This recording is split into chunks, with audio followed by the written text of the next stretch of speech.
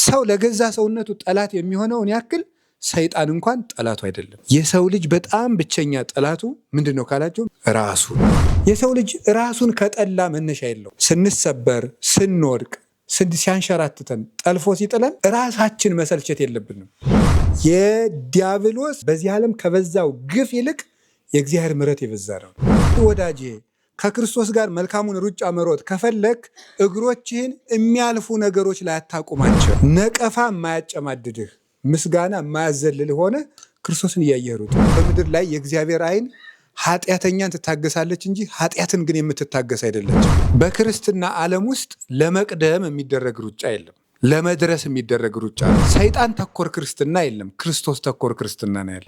ሰይጣን ክርስቲያኖችን ከሚፈትንባቸው ፈተናዎች አንዱ ማዘግየት ነው። ተጣልተው እንዳይታረቁ ላስብበት ያስብላቸዋል። ቶሎ ንስሐ እንዳይገቡ ላስብበት ያስብላቸዋል። ቶሎ እንዳይቆርቡ ላስብበት ያሰኛቸዋል። ካሉበት ክፉ ልማድ እንዳይወጡ ቆይ ላስብበት ያሰኛቸዋል። የቆምክበት ነገር መቀደድ የሚጀምረው ዓይንህን ከክርስቶስ ስትመልስ ነው። ዝም ብለህ ከውስጥ ወደ ውጭ ኑር ነው። ከልብህ ወደ ዓለም ኑር፣ ከዓለም ወደ ልብህ አትኑር። ማግኘት በማጣት ማጣት በማግኘት ክብር በውርደት ውርደት በክብር እንደተወደዱ መኖር የለም፣ እንደተጠሉ መቅረትም የለም። ሁሉም ተባሪው አለው፣ ጊዜ አለው። እግዚአብሔር አስፈራርቶ ንስሐ እንድንገባ ያደርገናል። አስጨንቆ ንስሐ እንድንገባ ያደርገናል። ታመን ለመዳን ብለን ንስሐ እንድንገባ ያደርገናል። የሆነ መልካም ነገራችን እንዲከናወንልን ብለን ንስሐ ልንገባ እንችላለን። ስለዚህ እግዚአብሔር ነው ንስሐን የሚያነቃቃ፣ መንፈስ ቅዱስ ነው።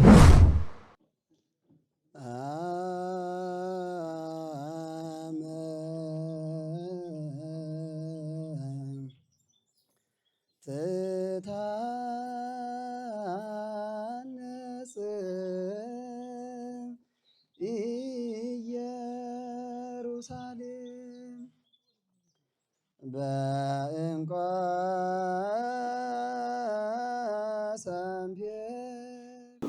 በስመ አብ ወወልድ ወመንፈስ ቅዱስ አሐዱ አምላክ። በስመ አብ ወወልድ ወመንፈስ ቅዱስ አሐዱ አምላክ። በስመ አብ ወወልድ ወመንፈስ ቅዱስ አሐዱ አምላክ አሜን። ይትባረክ እግዚአብሔር አምላከ አበዊነ ቅዱሳን ዘሰባህ ምህረቶ በላዕሌነ። ምህረቱን፣ ይቅርታውን፣ ቸርነቱን በሕይወታችን ላይ ያጸናልን የአባቶቻችን ፈጣሪያችን እግዚአብሔር ስሙ የተመሰገነ ይሁን። የእናታችን የቅድስት ድንግል ማርያም፣ የቅዱሳን መላእክት፣ የቅዱሳን ነቢያት፣ የቅዱሳን ሐዋርያት፣ ይልቁንም ደግሞ ዛሬ መታሰቢያቸውን የምናከብራቸው የቅዱስ ጴጥሮስና የቅዱስ ጳውሎስ፣ የቅዱሳን ሰማዕታት፣ የቅዱሳን ጻድቃን ረድኤታቸው በረከታቸው ከእኛ ጋር ይሁን። የተከበሩ መምህራችን መምህር አባ ገብረ ሥላሴ ምህረት የርዕሰ ገዳማት ወአድባራት ጣና ቅዱስ ቂርቆስ የአባቶችና የእናቶች አንድነት ገዳም አበምኔት፣ የተከበራችሁ አባቶቻችን ካህናት፣ ወንድሞቻችን ዲያቆናት፣ የጉባኤ ደቀ መዛሙርት፣ አባቶች መነኮሳት፣ መነኮሳያት፣ አንድ አምላክ በሚሆን በአብ በወልድ በመንፈስ ቅዱስ ስም እንደምን ሰነበታችሁ? እንደምን ዋላችሁ? እንደምን ቆያችሁ? ቸርነት የባህሪ ገንዘቡ ይሆን አምላካችን ለዚህ ቀን ስላደረሰን ስሙ የተመሰገነ ይሁን። እግዚአብሔር ከኛ ጋር ሆኖ እንዲያስተምረን መልካም ፈቃዱ ይሁንልን። ዛሬ እንደ እግዚአብሔር ፈቃድ ጥቂት ጊዜ እንማማራለን። ወደ ትምህርቱ ስንሄድ መልካሙን ገድል ተጋድያለሁ፣ ሩጫዬንም ጨርሻለሁ ይላል ቅዱስ ጳውሎስ። በጎ አክሊልም ተዘጋጅቶልኛል ይላል ቅዱስ ጳውሎስ። ይህንን የላከለት ለቅዱስ ጢሞቴዎስ ነው። ወደ መጨረሻው ቅዱስ ጳውሎስ ከዚህ ዓለም ሊለይ ባለ ጊዜ የማጽናኛና የማበረታቻ የበረከት የማበርቻ መልእክት ነው የጻፈለት። ሁለተኛው ጢሞቴዎስ በተለይ ለአንድ ሙሉ የጢሞቴዎስ መልእክት በተለይ የጢሞቴዎስ መልእክት ለአንድ የቤተ ክርስቲያን መሪ ማለዳና ማታ እንደ ዘወትር ጸሎት ሊጸለይ የሚገባ ነው። የመሪዎች መጽሐፍም ተብሎም ይጠራል። እሱና የቲቶ መልእክት ለቤተ ክርስቲያን መሪዎች እንደ ዘወትር ጸሎት ጠዋትና ማታ ሊመለከቱት የሚገባ ነው።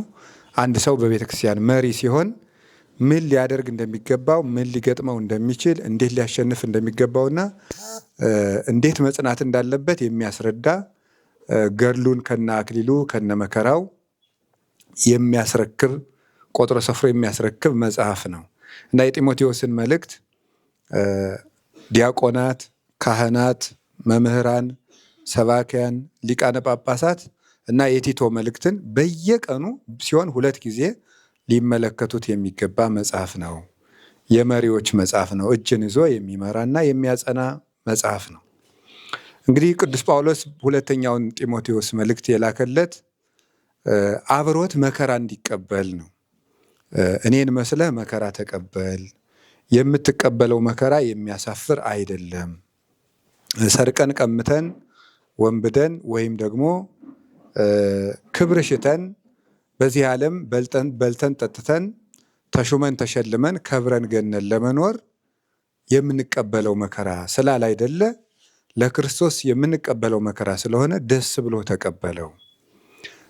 ይህንን ያደረክ እንደሆነ ዋጋ ፍጹም ነው፣ በከንቱ አትደክምም እያለ ያጽናናበት፣ መከራውም ጽኑ እንደሆነ ለአንተና ለትምህርት ተጠንቀቅ፣ አርአያ ሆናቸው፣ መጽሐፍ በመመልከት በርታ፣ እንዲህ ያደረክ እንደሆነ ራስህንም የሚሰሙህንም ሰዎች ታድናለህ እያለ የመከረበት መልካም ነው፣ ትምህርት ነው እና ከዚህ ውስጥ ቅዱስ ጳውሎስ አርአያ ማንን እንዲያደርግ ሲነግረው ሩጫዬን ጨርሻለሁ፣ መልካሙን ገድል ተጋድያለሁ፣ አክሊል ይጠብቀኛል ብሎ ነገረው ማለት ነው።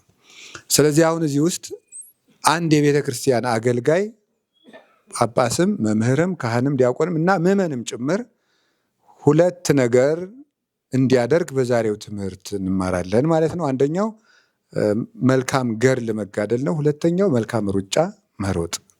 እነዚህ 2 ነገሮች ዛሬ ቅዱስ ጳውሎስ ያስተምረናል ማለት ነው። አሁን በክርስትና ትምህርት ውስጥ ምሳሌ የተመሰለባቸው ብዙ ምሳሌዎች አሉ። ግብርና ምሳሌ ሆኗል። አትሌቲክስ ሩጫ ምሳሌ ሆኗል።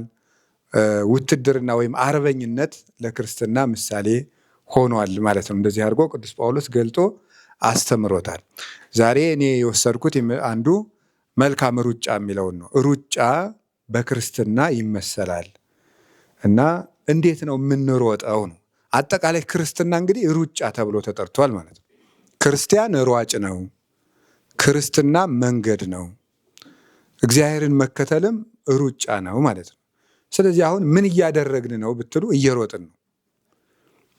አንዱም በምንኩስና፣ ሌላው በትዳር፣ አንዱ በማስተማር፣ አንዱ በመምከር፣ አንዱ በመስገድ በመጸለይ፣ ሌላው ደግሞ በምጽዋት አብዝቶ በመመጽወት እንደየጸጋው ሁሉም የአቅሙን እየሮጠ ነው። መዳረሻችን ክርስቶስ ነው። ስለዚህ ክርስትና መንገድ ነው። ክርስትና መንገድ ነው። ክርስቶስን መከተል ስለሆነ ክርስትና መንገድ ነው። ክርስቲያኖች ደግሞ መንገደኞች ነን እና እሱ ደግሞ በሩጫ የሚኬድ ነው። በሩጫ የሚተገበር ነው። እንግዲህ ሩጫ ሲሮጥ በጣም ብዙ ነገሮች አሉት በመሃል ውስጥ። ስለዚህ ክርስትና የምንገነዘበው ሩጫ ነው የሚለውን ተገንዝበናል። ክርስትና ሩጫ ነው። የምንሄደው ወደ እግዚአብሔር ነው። መዳረሻችን ክርስቶስ ነው። ስለዚህ እያንዳንዳችን በአቅማችን እየሮጥን ነው። ፈጥነን የምንሄድበት መንገድ ነው። ዳተኞች እንዳትሆኑ ተጠንቀቁ እንደተባለ መልካም ስራን ለነገ መቅጠር ስለሌለብን ነው ሩጫ ተብሎ የተጠራበት። ለምንድን ነው ሩጫ የተባለ ሲባል ለመልካም ነገር ዳተኞች እንዳንሆን ነው። ዳተኞች እንዳንሆን ሰይጣን ክርስቲያኖችን ከሚፈትንባቸው ፈተናዎች አንዱ ማዘግየት ነው። ማዘግየት ያዘገያቸዋል። ለመልካም ነገር በጣም አድርጎ ነው የሚያዘገየው። ተጣልተው እንዳይታረቁ ላስብበት ያስብላቸዋል። ቶሎ ንስሐ እንዳይገቡ ላስብበት ያስብላቸዋል። ቶሎ እንዳይቆርቡ ላስብበት ያሰኛቸዋል። ካሉበት ክፉ ልማድ እንዳይወጡ ቆይ ላስብበት ያሰኛቸዋል። ያን የሚያደርግበት ምክንያት ሰይጣን ዝም ብሎ አይደለም። በሶስት በአራት ምክንያት ነው። ሰይጣን ለመልካም ነገር ለምን ያዘገየናል ብለን ብንጠይቅ መልሱ የመጀመሪያው ይሄንን ነገር ማድረግ የማይችሉበት ጊዜ ድንገት ቢመጣ ብሎ አስቦ ነው። ማድረግ የማይችሉበት ጊዜ ቢመጣ መጽሐፈ መክብብ ምዕራፍ 12 ቁጥር 1 ጀምሮ የሚያስረዳው ይሄን ነው። በወጣትነት ዘመንህ ፈጣሪህ እግዚአብሔርን አስብ ይላል። ወገብ ሳይጎብጥ አካልህ ሳይጎዳ ማሰብ በምትችልበት ጊዜ እግዚአብሔርን አስብ ይላል። ስለዚህ የማይሰራበት የማይሰግድበት ጊዜ ይመጣል ብሎ ስለሚያስብ ዛሬ ያስቀጥረዋል ማለት ነው። ነገ ታሞ የማይሰግድበት አርጅቶ የማይሰግድበት ጊዜ ይመጣል። ነገ አቶ የማይመጸውትበት ጊዜ ይመጣል። አሁን እያለው አያስመጸውተውም ማለት ነው። ነገ የማይጸልይበት ጊዜ አይኑ ይጎዳል። መጽሐፍ ሳይመለከት ዘመኑን ያስፈጽመዋል። ነገ ነገ እያስባለ መጽሐፍ ተመልክቶ ወደ ውስጡ እንዳያስገባው አይኑ ይፈዝበታል፣ ይጠፋል። ነገ ጆሮ የማይሰማበት ጊዜ፣ ነገር የማያሰላስልበት ጊዜ አለ። አሁን የመሸምደድ ጊዜ አሁን ለምሳሌ ሰው በዚህ እስከ 40 እስከ 50 ዓመት ያለው በተለይ እስከ 40 ያለው ሰው የሚሸመድድበት ጊዜ ነው። ከዚያ በኋላ ግን ማሰላሰል ነው እንጂ መሸምደድ እየቀነሰ ነው የሚመጣ። ስለዚህ አሁን የመሸምደዱን ነገር እያስተወው ይመጣል። ለምን? ነገ የማይሸመድድበት ጊዜ እንደሚመጣ ስለሚያውቅ ነው። ያንን ባገኝ ድንገት ይህን ሰውዬ አክስሬ ለመቅረት ያ ሊኖር ይችላል ብሎ ስለሚያስብ ሰይጣን መልካም ነገርን የሚያዘገየን እማንችልበት ጊዜ ሊመጣ ስለሚችል ነው። ያንን እየጠበቀ ነው። ለምሳሌ ዛሬ መምህራን እያስተማሩ ነው። እንዳንማር የሚያደርገን ነገ መምህራን አልቀው እንኳን ማያስተምሯቸው ጊዜ ሊመጣ ይችላል ብሎ አስቦ ነው ያደርጋል። ይህን ሰይጣን ጌታ ምንድን ነው ያለው? ረሃብና ጥምን የማመጣበት ጊዜ አለ። ረሃብና ጥሙ ግን ከእህልና ከውሃ አይደለም የእግዚአብሔርን ቃል ከመስማት ነው እንጂ ይላል። ትንቢተ አሞጽ ምዕራፍ 8 ላይ ይህን ይናገራል። የእግዚአብሔርን ቃል ከመስማት ረሃብና ጥም የሚመጣበት ጊዜ አለ። ስለዚህ ነገ የሚያስተምረን የማይኖርበት ጊዜ ሊኖር ይችላል ማለት ነው። ያንን እንድናጣ ስለሚያስፈልግ ድንገት ያንን ሳያደርጉት እንዲሞቱ ሳይሰሩት እንዲሞቱ ብሎ አስቦ ሰይጣን ከመልካም ነገሮች ላይ ዳተኞች ያደርገናል ማለት ነው። ይሄ መልካም ነገርን እንዳንሰራ የሚያዘገይበት ምክንያት ነው። ሁለተኛ ደግሞ ከክፉ ነገር ቶሎ እንዳንላቀቅ የሚያደርገን ሰይጣን ለምንድን ነው የሚያስቀጥረን? ለምንድን ነው? በአንድ ጊዜ መቼም መለወጥ አይቻል፣ ቀስ ቀስ ብዬ ነው እያለ ክፉ ነገሮቻችን እንደ ዘመድ አንለቅም ብለን ይዘናቸው እንድኖርም የሚያደርግበት ምክንያት ለምን ይመስላችኋል? የዚህ ምክንያቱ ደግሞ ሁለት ነው። አንደኛው ይሄንን ነገር ክፋት ሳይላቀቁ ድንገት እግዚአብሔር ሊቀስፍልኝ ይችላል ብሎ አስቦ ሊቀስፍልኝ ይችላል፣ እግዚአብሔር ተቆጥቶ ሊቀስፋቸው ይችላል ንስሐ ሳይገቡ ብሎ ስለሚያስብ ሁልጊዜ ክፋታችን ውስጥ እንድንቆይ ያደርገናል ማለት ነው ሰይጣን። እኛ ግን ሰይጣን እያቆየን እንደሆነ እያዘገየን እንደሆነ አይገባንም። የምናስበው ምንድን ነው? አይ ተረጋግቼ ነው ይባስ እሰበራለሁ ሁሉ ነገር ባንዴ ላድርገው ብለን የምናስበው ያንን ሰይጣን እንደሚያሳስበን ወይም ያን ክፉ ሀሳብ እንደሚዘራብን አናውቅም። ዲያብሎስ ነው ግን ነገሮችን የሚዘራቸው ማለት ነው። ስለዚህ ቢቀስፈው ይችላል። በዚህ ነገሩ ከቀጠለ እግዚአብሔር ዝም ብሎ አይመለከተውም። ምክንያቱም በምድር ላይ የእግዚአብሔር ዓይን ኃጢአተኛን ትታገሳለች እንጂ ኃጢአትን ግን የምትታገስ አይደለችም። ስለዚህ እግዚአብሔር ይህ ሰው በኃጢአት ከቆየ ብሎ ምሕረት ሊከለክለው ይችላል። ምሕረት ከከለከለው ይቀስፈዋል። ስለዚህ ከቀሰፈው የሲኦል ሆኖልኝ ይቀራል ብሎ አስቦ ዲያብሎስ ከክፉ ስራችን እንዳንላቀቅ የሚያደርግም በዚህ ነው። ሁለተኛው ዲያብሎስ ክፉ ስራችንን ፈጥነን እንዳንወጣ የሚያደርገን ለምን ይመስላችኋል? እግዚአብሔር ፈጽሞ እንዲርቀን ስለሚፈልግ ነው። አሁን እንዲቀስፈን ነበር ያልኳቸው። አሁን ደግሞ እግዚአብሔር እንዲርቀን ብሎ ነው። በነገራችሁ ላይ የሰው ልጅ ንስሐ ለመግባት የማን እጅ ያስፈልገዋል ብላችሁ ታስባላችሁ? የእግዚአብሔር እጅ ያስፈልገዋል።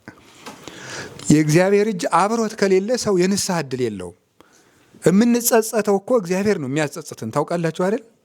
አሁን ንስሐ የገባንባቸውን ቀናት ዞር ብላችሁ ብታጠኗቸው በሆነ ምክንያት ንስሐ ነው የገባ ነው። አንዳንድ ጊዜ ሁሉ ነገር ዙሪያውን ጨልሞብን አሁን ከእግዚአብሔር ውጭ ምርጫ የለኝም ብለን ንስሐ የገባንበት ጊዜ አለ። ስለዚህ እግዚአብሔር አስፈራርቶ ንስሐ እንድንገባ ያደርገናል። አስጨንቆ ንስሐ እንድንገባ ያደርገናል።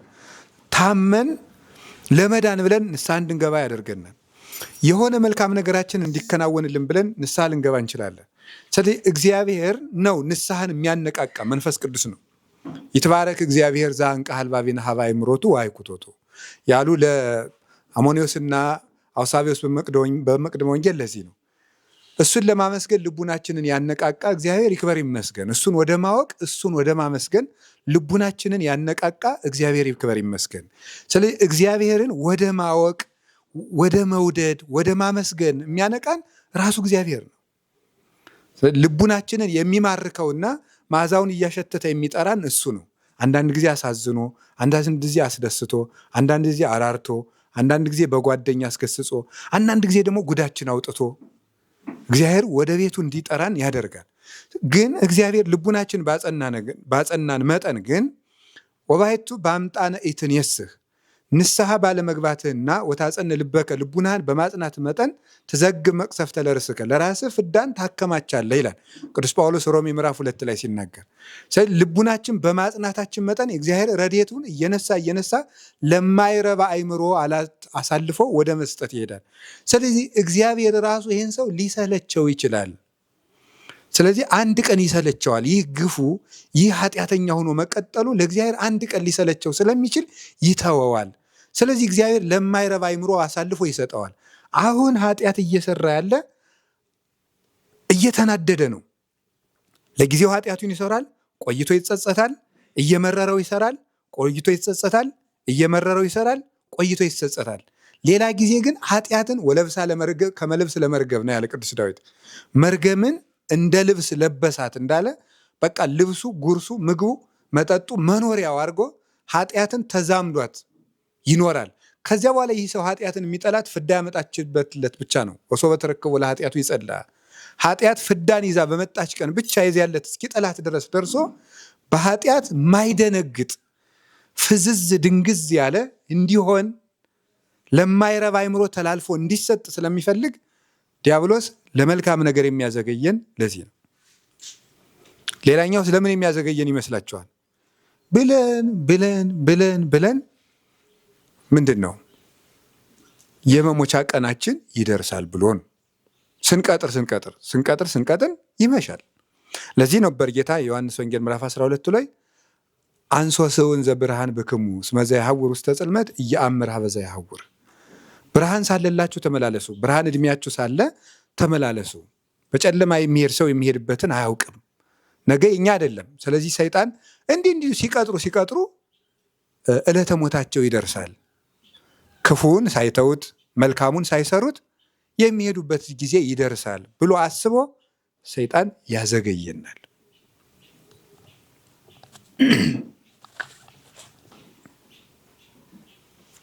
መልካም ነገሮችም ደግሞ ይነጠቃሉ፣ ጊዜ ያላቸው። ሁሉ ነገር ባለበት አይቀጥልም። ሰይጣን በጣም ዘዴኛና ተስፋ የማይቆርጥ መንቻካ ውሻ የሆነ ተፈታታይ ነው ሰይጣን። ሌላኛው የሚያዘገየን ለምን ይመስላችኋል? ሁሉም ነገር ባለበት እንደማይቀጥል ያውቃል። መልካም ነገሮች ሁሉ ይለወጣሉ። አሁን አንድ ነገር ለምሳሌ ብነግራችሁ በጣም ትልልቅ የምናከብራቸውና ቅድስና ያላቸው አንድ ቀን እጄ መስቀላቸውን እሳለማለሁ እያልናቸው ሞት የወሰዳቸው አባቶች አሉ የሉም? አሉ ማለት ነው። ስለዚህ መልካም ነገሮችም የሚታጡበት ጊዜ ይኖራል ብሎ ይገምታል ሰይጣን። ስለዚህ እድል ያጣሉ። ያንን ስለሚያጡ ማዘግየት። ሌላ ቢቀር የመጀመሪያው መልካም አለማሳሰብ ነው የሰይጣን ፈተና። ካቻለ እምቢ ብሎ ደግሞ ሰዎች እምቢ ብለው መልካም ካሰቡበት ማዘግየት፣ በቃ ማስቀጠር ሁልጊዜ ነገ አለኝ ማለት ነው። እያንዳንዱ ቀን ግን የራሱ ምንድነው የተበሉ ለጌሰም እስመ ጌሰም ትሄሊ ለርሳ እስመ ለዕለት ስራሃ ወእከያ ያክላ። ለዕለት የዕለት ክፋቷ ጣሯ ጋሯ ይበቃታል። ለነገ አትበሉ፣ የነገውን ነገ ታስቡታላችሁ ነበር ያለን ጌታ። ስለዚህ መልካም ነገሮች ሁልጊዜ እንዳሉ አይቀጥሉ። ለውጥ አለ፣ ይፈራረቃል። ያለንበት ዓለም የተባረዮ ዓለም ነው። ተባረዮ የሌለበት ዓለም መንግስተ ሰማያት ብቻ ነው። መፈራረቅ የሌለበት ማለት ማግኘት በማጣት ማጣት በማግኘት ክብር በውርደት ውርደት በክብር እንደተወደዱ መኖር የለም፣ እንደተጠሉ መቅረትም የለም። ሁሉም ተባረዮ አለው፣ ጊዜ አለው። ስለዚህ ይህ ዓለም በጊዜ የሚመራ ነው። ከጊዜ ውጭ የሆነው ዓለም ብቻ ነው የማይፈራረቀው። ስለዚህ የሚፈራረቀው ዓለም ሁሉ ነገር እጃችን ላይ ስላልሆነ አንድ ነገር የሆነ ቀን ያጡልኛል ብሎ ስለሚያስብ ሰይጣን ሁልጊዜ በማዘግየት ይፈትነናል እና ሁሉ ነገር ለዚህ ነው የመዳን ቀን ዛሬ ነው የተባለ። አሁን የምንሮጥበት ጊዜ ነው። ቶሎ ብለን መቀዳደም አለብን። ቶሎ ብለን መቀዳደም አለብን። እንደዚያ ከሆነ ስንሮጥ ምንን ለመቅደም ነው የምንሮጠው ይመስላችኋል? ምን ለመቅደም ነው የምንሮጠው? በክርስትና ዓለም ውስጥ ለመቅደም የሚደረግ ሩጫ የለም። ለመድረስ የሚደረግ ሩጫ ነው። ለምሳሌ ሰይጣን ተኮር ክርስትና የለም፣ ክርስቶስ ተኮር ክርስትና ነው ያለ። የማጥቃት ክርስትና ሳይሆን ያለው ምን ያለ ማለት ክርስትና ነው? የመድረስ ክርስትና ነው። እግዚአብሔርን የመምሰል ዓላማ ያለው ክርስትና ነው እንጂ ሰይጣንን የማጥቃት ዓላማ ያለው ክርስትና አይደለም ያለው። በደንብ አድርጋችሁ እንድሰሙኝ ያስፈልጋል። ይሄ አንድ ሰው ሰይጣንን ለማጥቃት እያደረገ ልዑል ራስ ካሳ ኃይሉ የሚባሉ ጸሐፊ ፍኖተ አእምሮ በሚባለው መጽሐፋቸው ሲናገሩ ከሰይጣን ለመጠበቅ እያልክ የምትጸልይ ከሆነ አትበቃም ይላሉ። ብቃት ላይ አትደርስም። በቃ የብልጣብልጥ ጸሎት ነው የምትጸልየው። በቃ ስለዚህ ሰይጣን ባይጣላህ ኑሮ የክርስቶስ ፍቅር ናፍቆ አትጸልይም ማለት ነው። ሰይጣን እንደው ዝም ቢልህ ኑሮ አትጸልይም ነበር ማለት ነው። እኛ የምንጸልየው ክርስቶስ እንዲሰማን እንጂ ሰይጣንን ለመውጋት አይደለም። ወደ ክርስቶስ ስለዞርን ነው እንጂ ሰይጣንን የምናሸንፈው ሰይጣን ጋር ስለገጠምን አይደለም። ሰይጣንን የምናሸንፈው በደንብ አድርጎ ኦርቶዶክሳዊ የስርዓተ አምልኮ ቲኦሎጂ ነው ይሄ። እኛ ማዕከላችን ክርስቶስ ነው። ሰይጣንን እያሰቡ የሚጋደሉት ገድል የለም። ያ ማለት ግን የሰይጣንን ክፋት ዘንግተን እንሩጥ ማለት ይህ ጅልነት ነው። በክፉ ስራው እንዳንታለል የሰይጣንን ስራ ተንኮል አንስተውም ብሏል ቅዱስ ጳውሎስ በቆሮንቶስ መልእክቱ ላይ። የሰይጣንን ተንኮል አንስተውም። የሰይጣንን ተንኮል ስቶ ሩጫ የለም። መሰረታዊ ነገር ግን እኛ የምንሮጠው ክርስቶስን ለማግኘት ነው። ክርስቶስን ለመጠማት ነው። ክርስቶስን ለመራብ፣ ተርበን ለመጥገብ፣ ተጠምተን ለመርካት፣ ፈልገን ለማግኘት፣ ሩጠን ለመድረስ፣ እሱን ለመምሰል የሚደረግ ሩጫ ነው።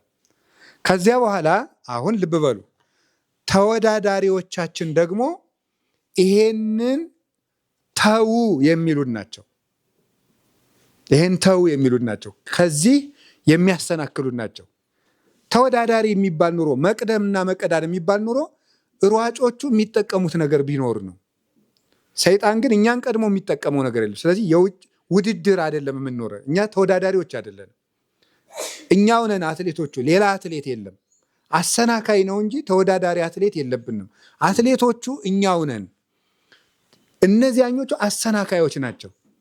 እነማን ናቸው አሰናካዮቻችን ይመስላችኋል? የሚያሰናክሉ መጀመሪያው የራሳችን ፈቃድ ነው።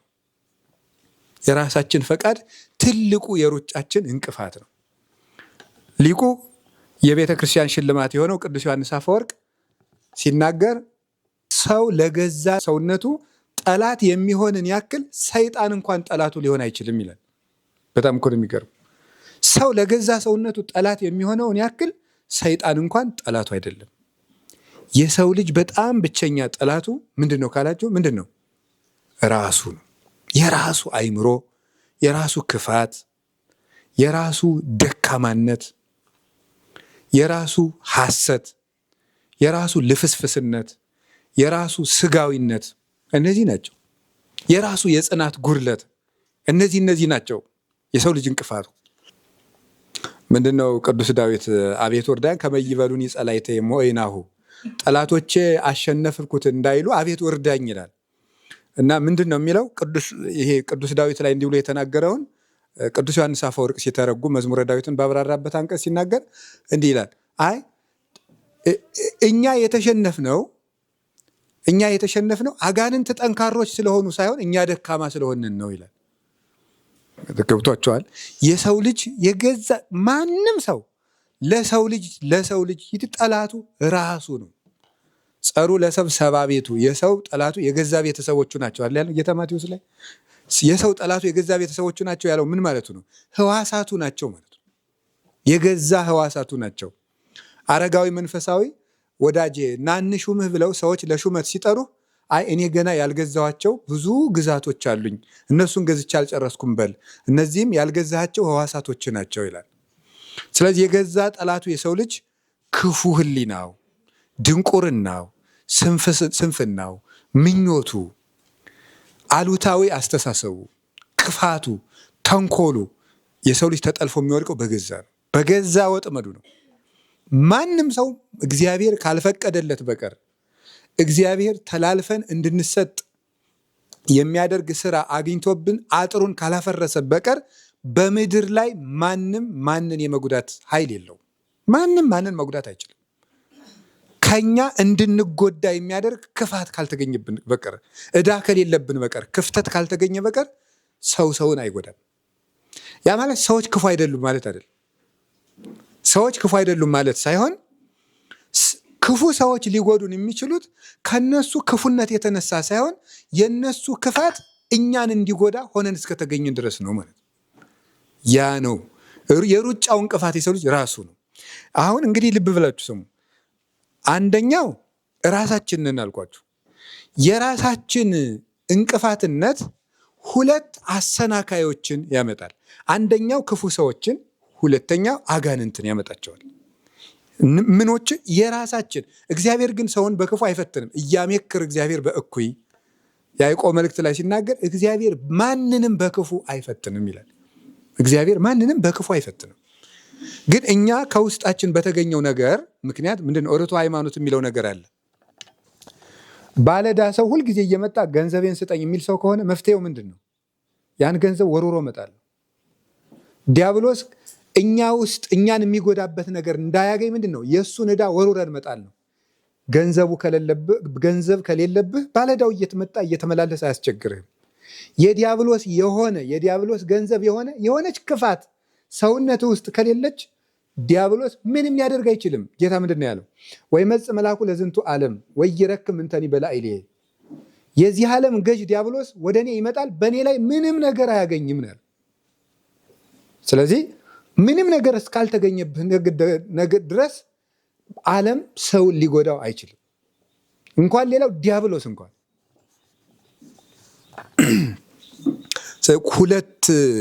ሁለቱ በእኛ ግብዣ የሚመጡ ናቸው። ማንና ምን? ክፉ ሰዎችና አጋንንት።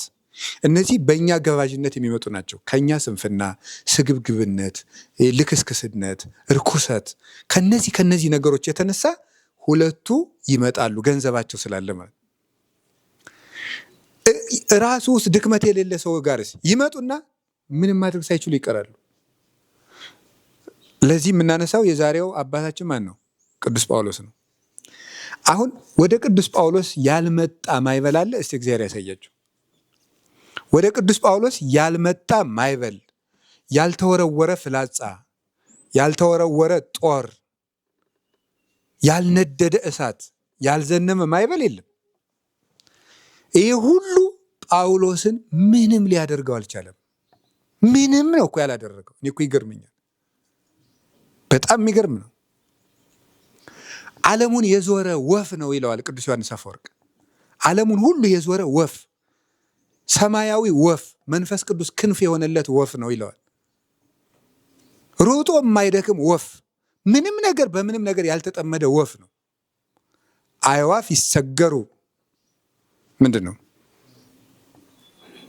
በመብል ነው አይደል? በጥሬ ምክንያት ወፍ ይጠመዳል። ይቺ ዓለም ቅዱስ ጳውሎስን የምታጠምድበት ጥሬ አልነበራትም። በምን ታጥምደው? ሰማያትን እየሰነጠቀ የሚበር በክርስቶስ ፍቅር የሚሽከረከር ልቡ የጸናለት ራሱን የቻለ ሌላ ከሰማይ በታች ያለ አንድ ወፍ ነው፣ ነጭ ወፍ። በምንም ነገር አጥምዳ ማስቀረት አልቻለችም። በሕግ አጠመደችው ወይ ምንም። ጥቅመኛ ሰዎች በሙሉ ተነሱበት። እነ እለእስክንድሮስ፣ አንጥረኛው እለእስክንድሮስ እና ድሜጥሮስ የሐዋርያት ሥራ ላይ ያሉት እነዚህ መናጢ ሰዎች፣ ክፉ ሰዎች ተነስተው በሙሉ ቅዱስ ጳውሎስ ሂዶ ሲሰብክ ምንድን ነው ያለ? ጎበዝ፣ ይቺ ከተማ የአርጤምስ ከተማ ናት። አርጤምስ ትቆጣለች፣ ንቃ ጎበዝ አለው። በሙሉ አርጤምስ ታላቅ ናት እያለ ጮኸ። የከተማ ውስጥ አርጤምስ ታላቅ ናት፣ አርጤምስ ታላቅ ናት አለ ቅዱስ ጳውሎስ ብቻውን። ከዛ በኋላ እንደዛ እያሉ ሁሉ ሲጮሁ አሁን አርጤምስ ታላቅ ናት የሚል ህዝቡ አርጤምስ የምትባለውን ጣዖት ስለሚወዳት አርጤምስ ታላቅ ናት ካላለ ህዝቡ መነሳት አይችልም። ጎበዝ የኛ እንጀራ ሊዘጋ ነው ቢልሳ የራሱ ጉዳይ ሌላ ስራ ፈልግ ይባላል ማለት ነው። ምክንያቱም የአርጤምስን ምስል እየሰሩ የሚሸጡ ሰዎች ናቸው ያንን የሚቀሰቅሱት። ከዚያ በኋላ እንጀራው ሲዘጋበት ጉዳዩን ግን የምን አድርጎ ነው ያመጣው? አይ ሃይማኖታዊ ጉዳይ አድርጎ ሲያመጣለት ህዝቡ በሙሉ ጮኸ። ቅዱስ ጳውሎስ እንዲህም አላለም እንዲያም አላለም፣ አልተሰበረም። አሮጌ ነገርን ብቻውን የመለወጥ ኃይል ያለው የሆነ ክስተት ነው ቅዱስ ጳውሎስ። ብቻውን አገር ብቻውን የሚለውጥ ማለት ነው። አገርን የሚሮጠው ከአንድ ሀገር ጋር ብቻውን ነው። የሚገርም እኮ ነው።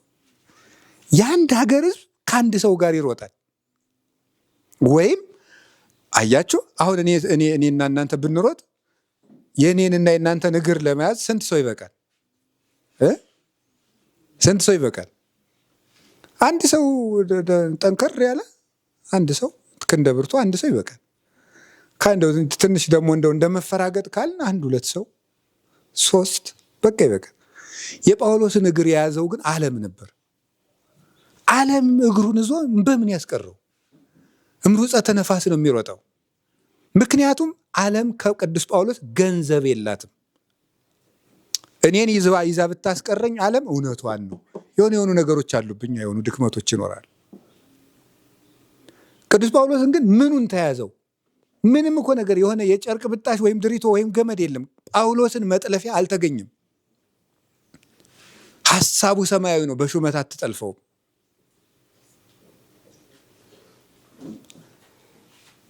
የመላእክት ባልንጀራ ነው። ወጥቶ በዚያ የሰው ልጆች ሊሰሙት የማይቻላቸውን ነገር ሰምቼ መጣሁ ይላል። የመላእክት ባልንጀራ ነው። በዘመድ አዝማድነት አይጠልፍም። ቅዱስ ጳውሎስ ምንም ገንዘብ የላትም ዓለም። ንብረት እሰጥሃለሁ ገንዘብ እሰጥሃለሁ አትለውም። ሁሉንም እንደ ጉድፍ እቆጥረዋለሁ፣ ለእኔ ትርፌ ክርስቶስ ነው ይላል። ይህች ዓለም የቅዱስ ጳውሎስን ርጫ በሞት አስፈራርታ ማስቀረት አትችልም።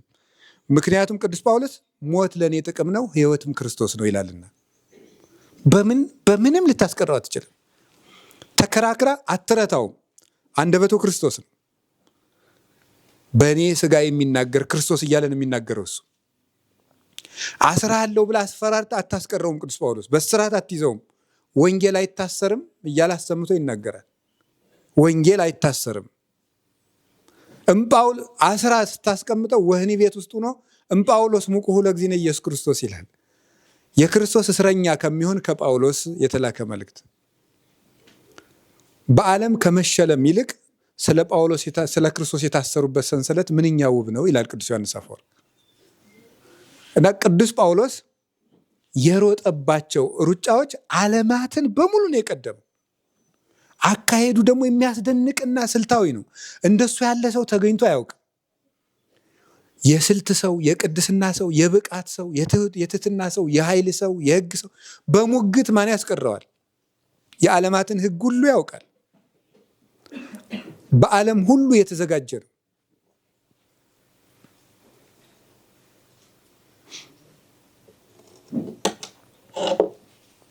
እነገሌን ነው የሚመስል ብሎ ቅዱስ ጳውሎስን ማጥመድ እንኳን አይቻልም። ለወንጌል ሁሉን እሆናለሁ፣ ለታመሙት እንደታመሙ እሆናለሁ፣ ላላመኑት እንዳላመኑ፣ ለአይሁድ እንዳይሁድ እሆናለሁ ይላል። ለሁሉ ነው። ያዳላል አይባልም። ታሞ እኔ ያልታመንኩለት ማን ነው ነው የሚለው። ቤተ ክርስቲያን በጣም ለቅዱስ ጳውሎስ ምርጥ ስም ነው የሰጠችው፣ ፈዋሴ ዶያን የሚል። ጳውሎስ ያልጠየቀው ድውይ የለም። በፍልስፍና የታመመውን፣ በክደት የታመመውን፣ በዘረኝነት የታመመውን፣ በፉክክር የታመመውን፣ በጎጠኝነት የታመመውን፣ በዝሙት የታመመውን፣ በገንዘብ ፍቅር የታመመውን፣ በሹመት ፍቅር የታመመውን፣ ልክስክሱን፣ ወራዳውን ሁሉን ምርጥ መድኃኒት ተሸክሞ የሚዞር ማን ነው? ቅዱስ ጳውሎስ ነው። እና ቅዱስ ጳውሎስን ዓለም ሩጫዬን ጨርሻለሁ አለ። እንዴት ነው የጨረሰው የሚለው ያስደምማል። ይችን ዓለም ያልጀመራት እኮ የለም። መጨረስ ነው ከባዱ።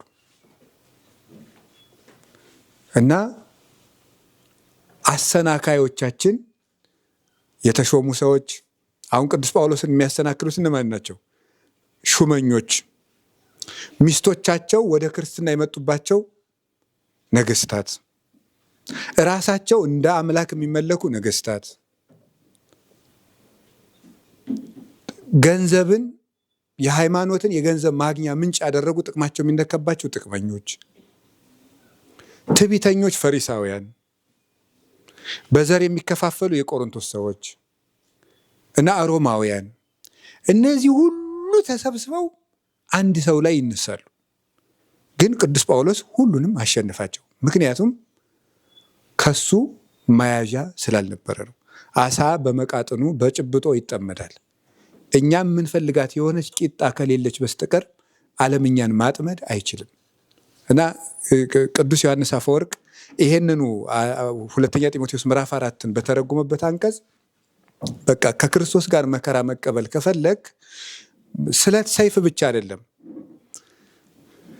የሚነቅፉህንና የሚሰድቡህን ሰዎች ሁሉ በምህረትና በይቅርታ ካያቸው አንተ ከክርስቶስ ጋር መከራ እየተቀበልክ ነው ይላል። ይቅር ባይ ልብ ስለ ክርስቶስ መከራ እየተቀበለ ነው።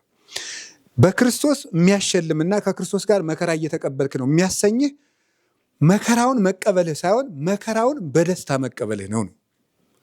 በደስታ ከተቀበልከውና ካመሰገንክበት ምንድን ነው የሚባለው? እዚህ ማቴዎስ ወንጌል ምዕራፍ 24ን ሲተረጉሙ አባቶች አንድ አባ ሊጦስ የሚባል አባት ሲተረጉም ድሃን የሚያስኮንነው እንደ ሀብታም ካልሰጠህ ተብሎ ሳይሆን ድሃ ሆኖ ባለማመስገኑ ነው ይላል። ስለዚህ መከራን መቀበሉ ላይቀርልን ነገር ማማረሩ ነው ዋጋ የሚያሰጠን።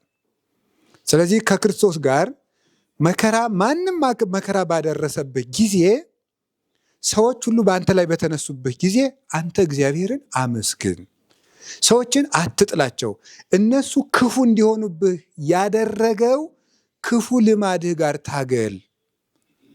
ውስጥህ ላይ ያለው ድክመቶችንና ስህተቶችን ለቅመህ አጥፋቸው። እነሱን ሰዎች ወደ አንተ ስህተት ሲመለከቱ አንተ ወደ ውስጥ ተመልከት። ክርስቶስ ደግሞ ያን ጊዜ ወደ አንተ ያያል ነው። የክርስትና ቀመሩ ይሄ ነው። ሰዎች እኛን ቢጠሉን የሰዎችን አፍ ዝም በል ማለት አይቻልም። አፉን ዝም የምናደርገው ልቡ ውስጥ ምን አለው? ተቃውሞ አለው። ዛሬ በጥፊ ብለን ዝም የምናሰኘው ራቅ ብሎ፣ አንዳንድ ልጅ አይታችሁ ታውቃላችሁ?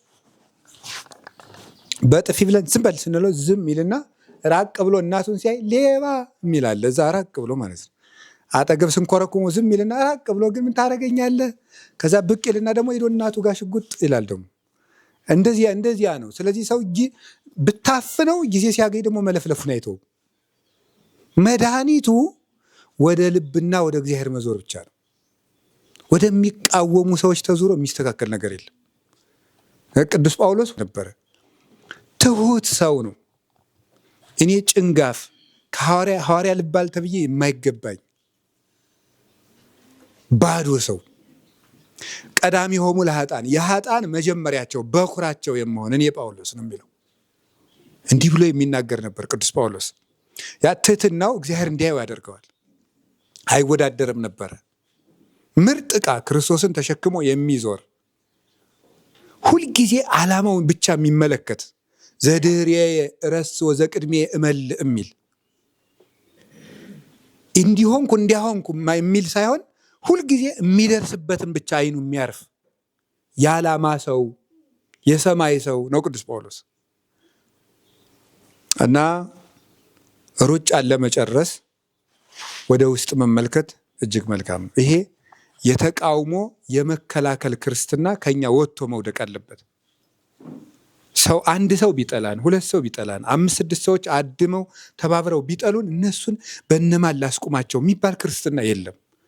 ወደ ውስጥ መመልከት፣ ወደ ክርስቶስ መመልከት። ይሄ ነው እግዚአብሔር እኛን ከተማ እንዲያደርገን የሚያደርገው። እግዚአብሔር የዛ ጊዜ ከኛ ይሆናል። ከዛ በኋላ እኛ ውስጥ የእግዚአብሔር ብርሃን መገለጥ ይችላል። መቆሚያዎቻችንን ማስተካከል አለብን። መልካም ሩጫ የሚባለው መልካም የያዘ ሰው መልካም ነገር ይዞ የሮጠ ሰው ሁሉ መልካም ሩጫ ሮጠ አይባልም። መልካም ነገርን ከእግዚአብሔር ጋር ተጣብቆ የሮጠ ነው ይላል ቅዱስ ጳውሎስ። ቅዱስ ዮሐንስ አፈወርቅ ሲተረጉም ከእግዚአብሔር ጋር ተጣብቆ የሮጠ ሰው ነው ሩጫውን ሮጠው የሚባለው። ከእግዚአብሔር ጋር የሮጠ ነው። መልካም ነገር ብቻ ዞ የሚሮጥ ሰው አይደለም። እግዚአብሔርን እየፈራ መልካም ነገር ዞ የሚሮጥ ነው የሚያሸንፈው። ይሄ ነው መልካም ሩጫ። የክርስትና ሩጫ በእምነት የሚሮጥ ነው። እስኪ ወደ ቅዱስ ጴጥሮስም ደግሞ ልመልሳችሁ ትንሽ። ዛሬ ቅዱስ ጴጥሮስም ነው ቅዱስ ጳውሎስም ነው። በእምነት የሚሮጥ ነው።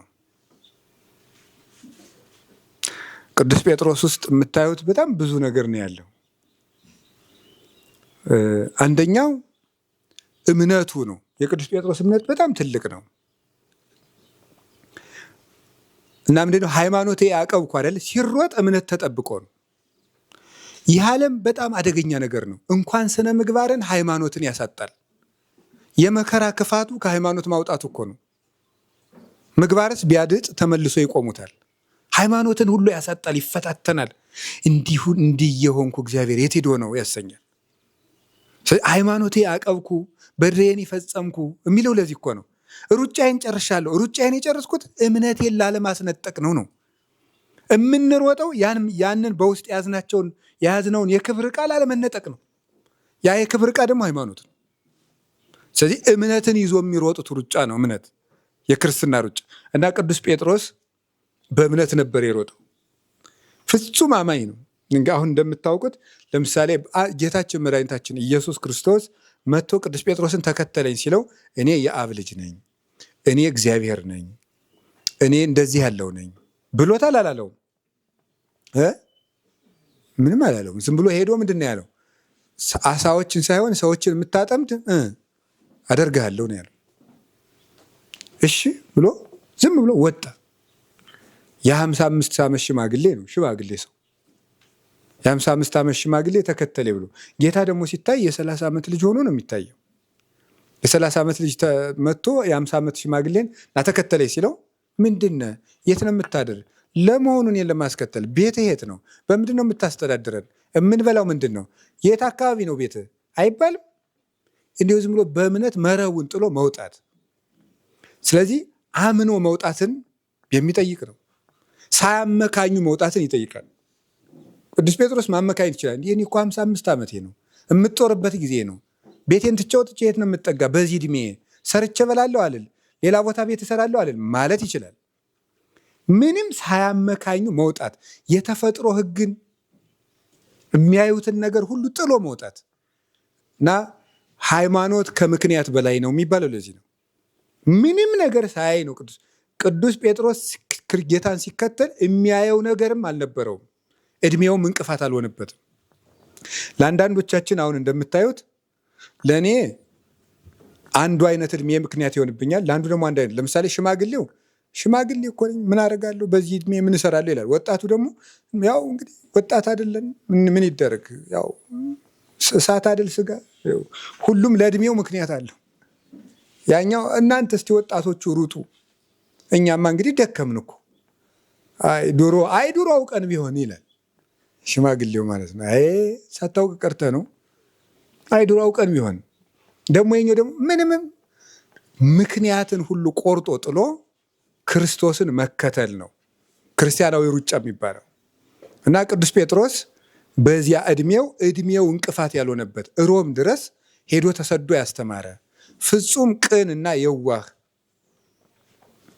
ለክርስቶስ ፍቅር የሳሳ የነበረ ጌታ እንኳን እሞታለሁ ብሎ በተናገረ ጊዜ አትሞትም የሚለው ለክርስቶስ ፍቅር ይሳሳ ስለነበረ ነው። ጌታም ስህተቶቹን ይታገሳቸው የነበረው ክርስቶስን እየወደደ የሚሳሳት ሰውና አቅዶ የሚሳሳቱ ሰው የተለያየ ናቸው። ክርስቶስን እየወደደ የማይሞላለት ሰው አለ። ይጎላል፣ እያደር ይጎላል፣ እንደገና ይጎላል፣ ይሞክራል፣ ያቅተዋል፣ ይሞክራል፣ ያቅተዋል፣ ይጀምራል፣ ይቆምበታል፣ ይቀጥላል፣ ይቆረጥበታል፣ ይሮጣል፣ ይደክማል፣ ይነሳል፣ ይወድቃል። እንደዚህ የሚሆንበት ሰው አለ። ግን የክርስቶስ ፍቅር ውስጡ አለ። ክርስቶስ እንዲህ ያለን ሰው ያሳድገዋል። ክፋቱን ለምን እየጣረ እንደያቃተው እንደሚሰራው ያውቃልና። ቅዱስ ጴጥሮስ እንደዚህ አይነት ሰው ነበር። ክርስቶስን ይወደዋል፣ መሀል ላይ ደግሞ ይፈታተነዋል። አንድ ቀን ብርዱ፣ አንድ ቀን ሰው ያስፈራረዋል። እንዲህ ያለ ቅን ሰው ስለነበረ ለቅዱስ ጴጥሮስ እንቅፋት የሆኑበት እድሜው፣ ፍርሃቱ፣ እንዲህ ያሉ ነገሮች እንቅፋት ሆነውበት ነበረ። እነዚህን ነገሮች ሁሉ ያሸነፋቸው ክርስቶስን ፍቅር መያዙ ነበር። የክርስቶስ ፍቅር በልቡ ስላለ በንስሐ ተሻገራቸው። እነዚያን ሁሉ ነገሮች እግዚአብሔር አሻግሮ የሐዋርያት አባት ለማድረግ አበቃው። ሩጫ የሚፈጸመው በእምነት የሚሮጥ ነው። ፊት ለፊት የሚታየው ነገር ሁሉ ባዶ ሆኖ ይታያል። የክርስትና ሃይማኖት ሩጫው ሲጀመር የሚታይ ነገር የለም፣ ሲጨረስ የሚታይ ነው። የሩጫውን አክሊል በልብ ዓይን የሚያዩት እንጂ ምድር ላይ ግን የሚታየው ነገር ሁሉ በሩጫው መሃል ተስፋ አስቆራጭ ነገር ነው። ቅዱስ ጴጥሮስ ጌታን ተከትሎ ሲሮጥ ሰይፍ ነበር የሚታየው። ዙሪያውን ሰይፍ ነው፣ የሚበላ የሚጠጣ የለም፣ ብርድ ነው የነበረው፣ ርስት የለም፣ ባዶ ነገር ነው የሚታየው። የሚያስፈራሩ ሰዎች ነው የሚታዩት። ሰይፍ የታጠቁ ሮማውያን ወታደሮች፣ የሚደነፉ ጭፍራዎች ነበር የሚታዩት። እና ክርስቶስን መከተል ስንጀምር እንደዚህ ያለ ነገር ነው የሚታየን። ያንን ዓይናችን እንዲጠራ ነው እግዚአብሔርን እርዳኝ የምንለው። አሁን ለቅድስት ኢየሉጣ የሚታያት የበርሜሉ እሳት ነው፣ ለቂርቆስ የሚታየው አክሊል ነው። የዓይን ጉዳይ ነው እኮ። የሚታየን ነገር ያጸናናል፣ የሚታየን ነገር ያደክመናል። በምድር ላይ የምናየው ነገር ሁሉ አስፈራሪ ነገር ነው። በእምነት ከሮጡት ግን ሁሉም ነገር ያበቃል። አሁን 1 2 3 ነገሮች ልንገራችሁና ጉዳዩን ለመጠቅለል ልሞክር። ክርስቲያናዊ ሩጫ አሁን እንዳልኳችሁ ከውስጥን ከማጥራት የሚጀመር ነው ብያችኋለሁ። ውስጣችን ያለው ነገር ነው ከሚሽቀዳደሙንን አጋንንት መይኮነ ቀትል ዘምስለ ስጋ ወደም። ሩጫችን ከስጋና ከደም ጋር አይደለም እንዳለ ተወዳዳሪዎቻችን፣ ወደረኞቻችን የማይደክሙ አጋንንት ናቸው። ስለዚህ ያንን ለመሮጥ መጀመሪያ የሚደረገው ውስጥን ማጥራት፣ ሁልጊዜ ወደ ውስጥ መመልከት። ባልንጀራህ በገሰጸህ ጊዜ ወደ ኋላ ተመለስ ይላል ሰሎሞን። ባልንጀራህ በገሰጸህ ጊዜ ወደ ኋላ ተመለስ ማለት ሰዎች ስላንተ ክፋት ወይም የሚያዋርድህን ነገር ሲናገሩ አንተ ራስህን ተመልከት። ያን ጊዜ እግዚአብሔር ይረዳሃል፣ ይቀድስሃል፣ ያነጽሃል፣ ያሳድግሃል። ወደ አንተ የሚወረወሩ የሰዎችን ቃላት ሁሉ እንደ መለኮታዊ እንክብካቤ ቆጠራቸው ነው። የእግዚአብሔር እጅ ነው። የእግዚአብሔር እጅ አድርገህ ቆጠራቸው እንጂ የሚወጋህ ጦር አድርገህ አትቁጠረው። የዛ ጊዜም እነዚያ አንተን ራሱ ማንጻት ይጀምራሉ። እንደ እሳት ናቸው። እኛ ወርቅ ብንሆን ወርቁ ላይ ያሉ ትንንሽ አፈሮች ወይም ሰም ቢኖሩ የሚያቀልጣቸው እንደ እሳት የሚለበልብ ፈተና ነው። ያ እግዚአብሔር እኛን ለማጥራት የሚጠቀምበት ከውርና እሳት ነው። እንደዚህ ካልን ምን እያደረግን ነው የምንሮጠው የሚለውን ልንገራችሁ።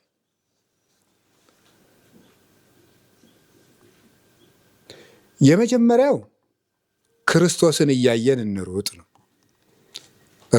ዕብራውያን ምዕራፍ 12 ከቁጥር 1 ጀምሮ ያለውን ታሪክ ታውቁታላችሁ። ወንትለወ ለፍጹም መላክነ፣ የእምነታችን ራስ ክርስቶስን እያየን እንሩጥ ይላል። የእምነታችን ራስ ክርስቶስን እያየን እንሩጥ።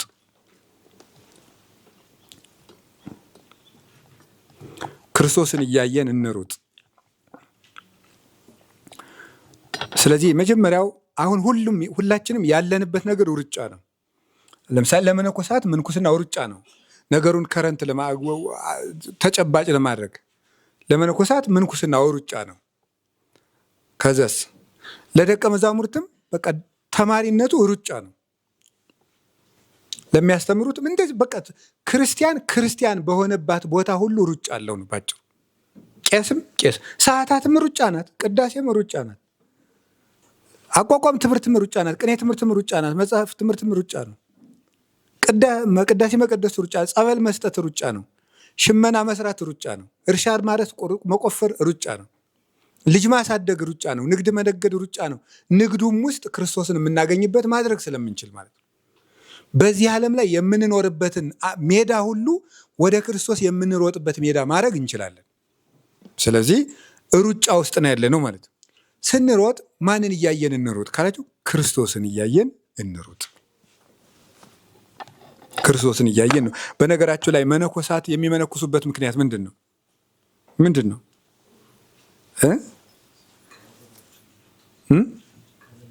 ቀለል ብሏቸው እንዲሮጡ ነው አንዱ፣ ጓዝ እንዳይከብዳቸው። ሌላኛው ምንድን ነው? ትኩረት ክርስቶስን እያዩ ከመሮጥ ከሚጎትት ነገር ለመላቀቅ ነው። ከሚጎትት ነገር 24 ሰዓት ክርስቶስን ማየት። መነኩሴ ማለት በነገራችን ላይ 24 ሰዓት ክርስቶስን ለማሰብ ዝግጁ ሆኖ የሚወጣ ፍጡር ማለት ነው። ሌላ ነገር የለም።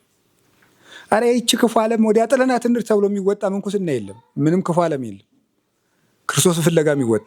ስለዚህ ክርስቶስ ለምሳሌ አንድ መናኝ በሊቀረድ ወይም በመጋቢት አዝ ውሃ ሲቀዳ እንደዚህ እያለ ይቀዳል። ይኸው እግዚኦ መሐረነ ክርስቶስ፣ እግዚኦ መሐረነ ክርስቶስ፣ እግዚኦ መሐረነ ክርስቶስ። ሽመና ሲሰራ እግዚኦ መሐረነ ክርስቶስ፣ እግዚኦ መሐረነ ክርስቶስ፣ እግዚኦ መሐረነ ክርስቶስ እያለ ሽመና ይሰራል። እንጨት ሲፈልጥ እግዚኦ መሐረነ ክርስቶስ፣ እግዚኦ መሐረነ ክርስቶስ፣ እግዚኦ መሐረነ ክርስቶስ ይላል። በእያንዳንዷ ነገር ክርስቶስን ነው። በቃ ክርስቶስ ክርስቶስ ክርስቶስ ክርስቶስ ክርስቶስ ክርስቶስ ክርስቶስ ክርስቶስ ክርስቶስ ማለት እንዲችል ነው። ማማ ቁርስ የሚል ልጅ ስለሚኖር እዛ፣ ስለዚህ ያ እንዳይጎትት እንደው በሙሉ ልቤ ክርስቶስ ክርስቶስ ልበል ተብሎ የሚወጣበት ነው እያንዳንዷን ነገር። ስለዚህ አሁን ወደፊት አሁን እያጨዳችሁ ሁሉ እንደዛ በሉ። እግዚኦ መሐረነ ክርስቶስ፣ እግዚኦ መሐረነ ክርስቶስ፣ እግዚኦ መሐረነ ክርስቶስ፣ እግዚኦ መሐረነ ክርስቶስ፣ እግዚኦ መሐረነ ክርስቶስ ያሉ ጤፍ ማጨድ ይቻላል። መዝጋት ብቻ አይደለም። ዝም ብሎ በአት ዘግቶ 40 ዓመት ዘግቶ 30 ዓመት ዘግቶ ብቻ አይደለም። በዚህ በክፍቱ ዓለም ሆነ ዝም ክርስቶስን አስብ። በቃ እግዚኦ መሐረነ ክርስቶስ እየተራመደ እግዚኦ መሐረነ ክርስቶስ፣ እግዚኦ መሐረነ ክርስቶስ፣ እግዚኦ መሐረነ ክርስቶስ፣ እግዚኦ መሐረነ ክርስቶስ በእርምጃው አብሮ ማለት ይቻላል። ስለዚህ ክርስቶስን እያዩ መሮጥ ማለት ምን ማለት ይመስላችኋል? ክርስቶስን እያዩ መሮጥ ማለት 1 2 3 ነገሮች ናቸው። የመጀመሪያው የክርስቶስን ሕይወቱን እያዩ መሮጥ። ሕይወቱን እያዩ መሮጥ።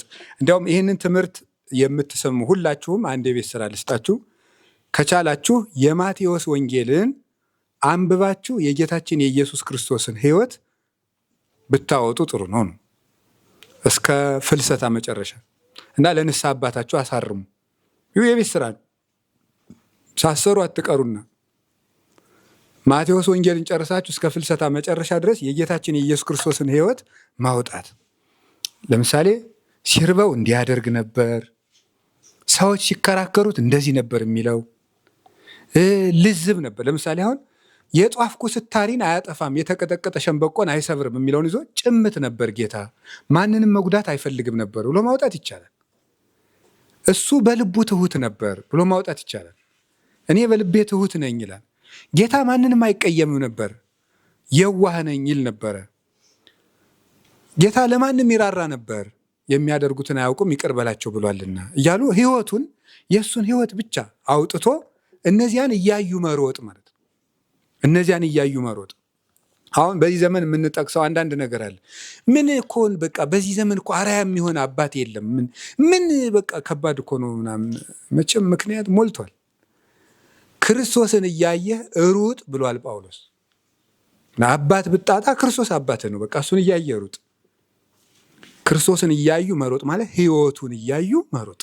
የእሱን አደራረጉን፣ ትዕግስቱ፣ ታዛዥነቱ ትክ ብሎ ቢያዩት እኮ በበረት መተኛቱን።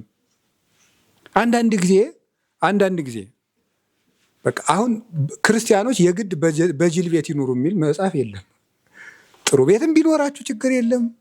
እንደው በቃ ወርቅ የተነጠፈበትም ቢሆንን ብቻ አግኙት እንጂ ድሃ ጦም እያደረ አይሁን እንጂ ብቻ ይሁን።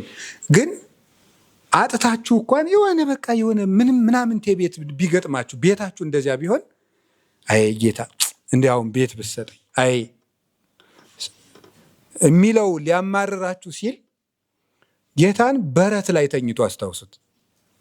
በረት የሰማይና የምድር ጌታ ማለት አሰርገዋ ለምድር በስነ ጽጌያት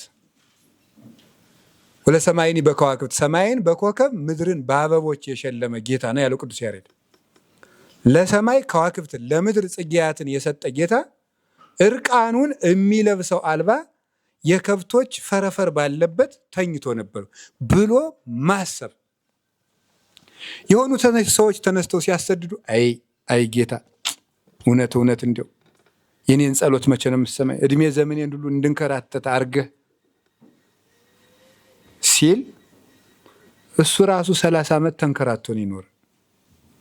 ቤት አልነበረው። ለቆናጽል ግበው ቦሙ ወለ አይዋፈ ሰማይኒ ምጽላል ቦሙ ለወልደ እጓለ እመሕያውስ አልወቱ ሀበ ያሰምክ ርእሶ። ለቀበሮች ጉድጓድ አላቸው፣ ለወፎችም ጎጆ አላቸው። የሰው ልጅ ግን ራሱን የሚያስጠጋበት አልነበረውም።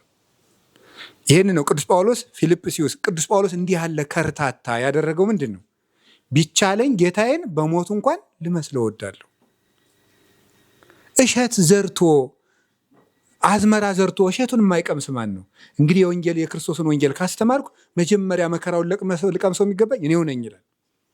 ክርስቶስን እያየ ነበር የሚኖር። ወፈቅድ እፈጽም ታኅጻጸ ሕማሙ ለክርስቶስ በስጋዬ፣ የጌታዬን የኢየሱስ ክርስቶስን መከራውን በስጋዬ ልፈጽም እወዳለሁ ይላል ፊልጵስዩስ ቆላሲስ መልእክቱ ላይ ሲናገር ከክርስቶስ መከራ የቀረውን ልፈጽም እወዳለሁ ይላል። ስለዚህ ነሐምም ምስለ ክርስቶስ እምከመ አርአይነ ሕማመ ምስሌሁ ከማሁ ንኤሪ ክብረ ምስሌሁ፣ በመከራ ከመሰል ነው በክብር እንመስለዋለን ይላል። ስለዚህ ጌታን እያዩ መሮጥ። አንዳንድ ጊዜ እኔ ሰው ላሸማግል ለሽምግልና ስቀመጥ አንዲት ምጥ ማሸነፊያ ጥቅሳለች። ብዙ ሰው ሰምቶኛል። እግዚአብሔር ይስጣቸው የሰሙኝ ሰዎች። አሜን የምትሉ ምንም ብዙ አይጎዳም፣ አያስከፍልም። ሁላ እግዚአብሔር ይስጣቸው አይደል? እና ሰው ተጣልቶ አልታረቅም ሲለኝ አይ አባ ያረገኝን ነገር አልተረዱትም ሰውየው በቃ እኮ ሲለኝ አንዲት ጥያቄ አለች መዘዝ ማረጋተ ኪሴ ከክርስቶስ ትበልጣለህ ነው የምለው። አይ አልበልጥም። ከክርስቶስ የበለጠ ደርሶብሃል? ኧረ እንዴ በፍጹም። እንደዚያ ከሆነ እንግዲያ ክርስቶስ እየተወጋ የሚያደርጉትን አያውቁምና ይቅር በላቸው ብሏል። ስለ እሺ ብሎ ብዙ ሰው ታርቆልኛል።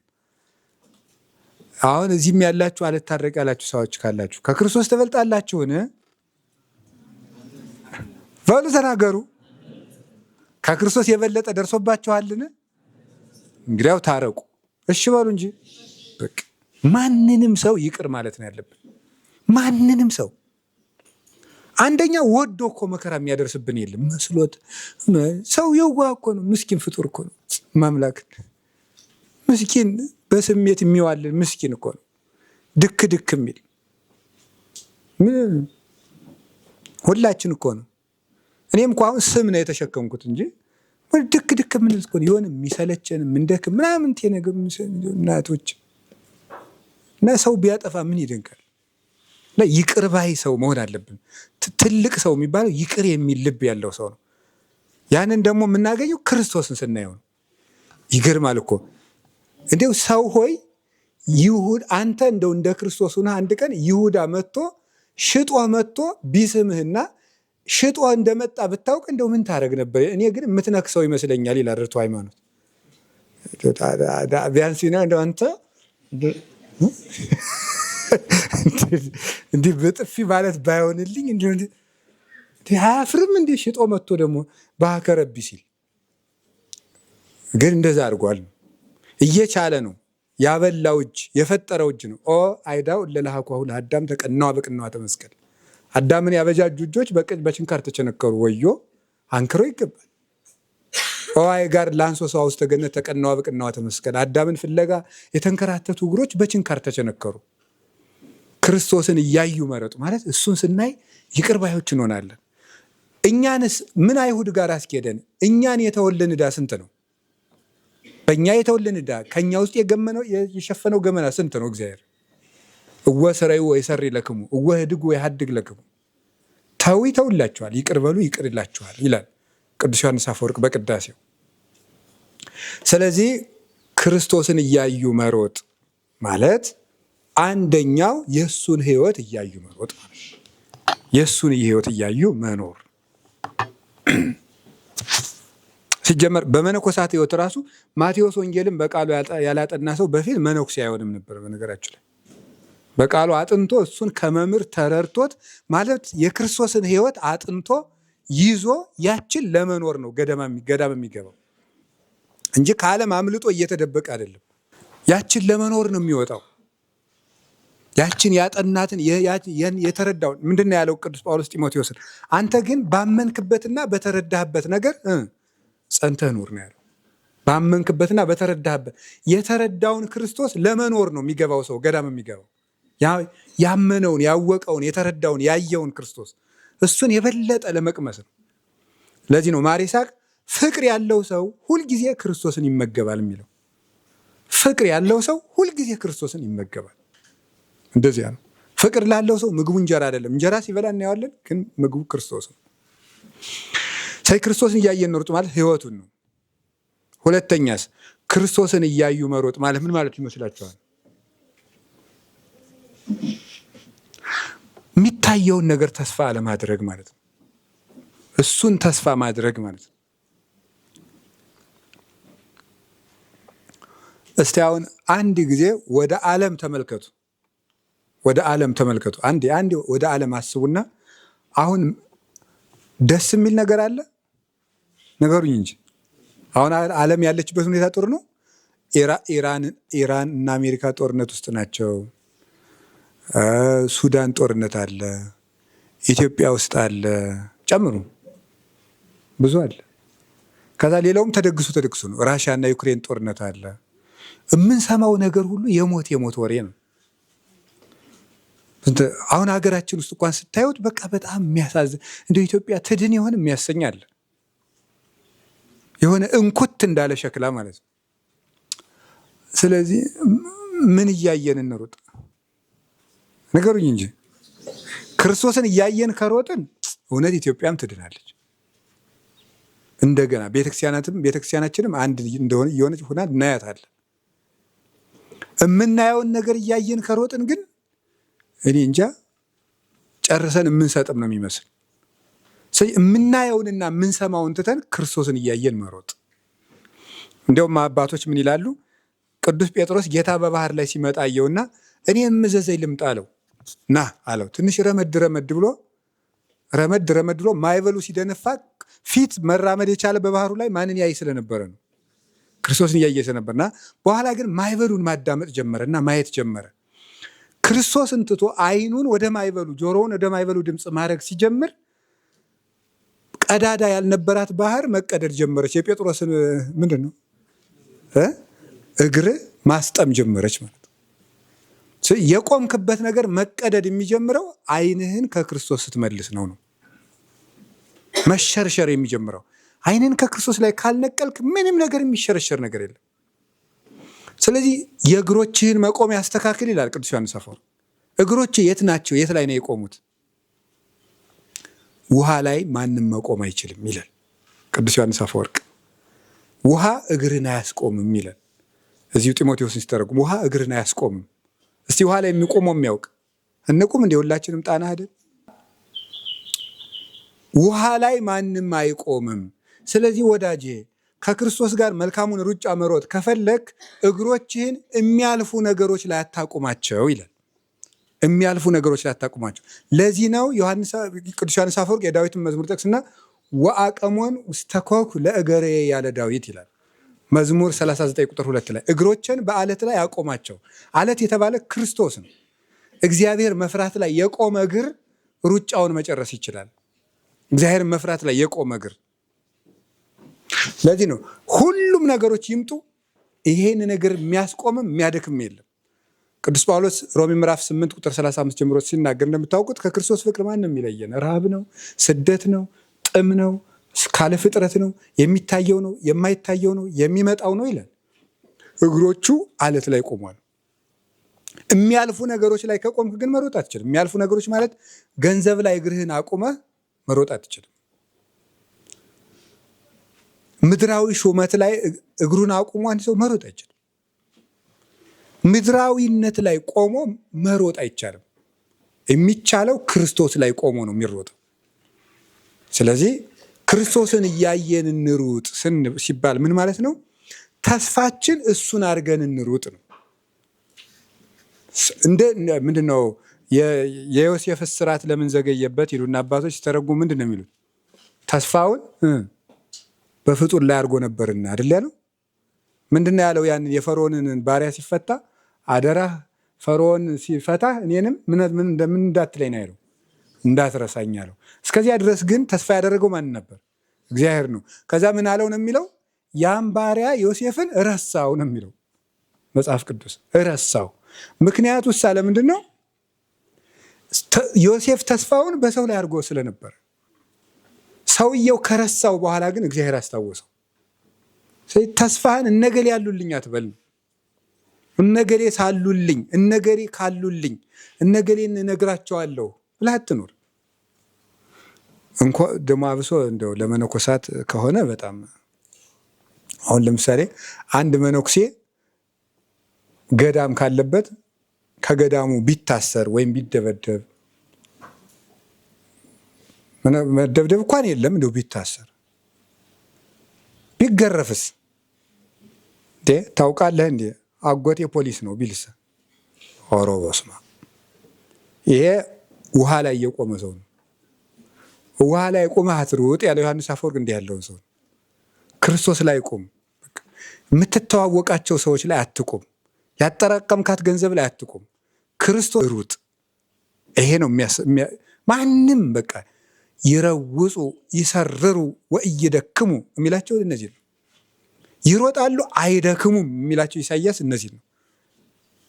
ክንፋቸውም እንደ ንስር ይታደሳል፣ ይሮጣሉ አይደክሙም የሚላቸው እነዚህ ነው።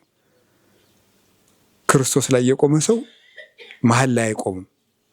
ስለዚህ ትምክት እንደውም አንድ ሰው 69 ዓመት በበረሃ ኑሮ በኋላ ታሞ እግዚአብሔር ነበር የሚመገበው እና መታመሙን የሰማ አንድ ሰው ከከተማ መጥቶ ምግብ ዞለት ሄደ። እስከዚያ ድረስ እግዚአብሔር ነበር የሚመገበው።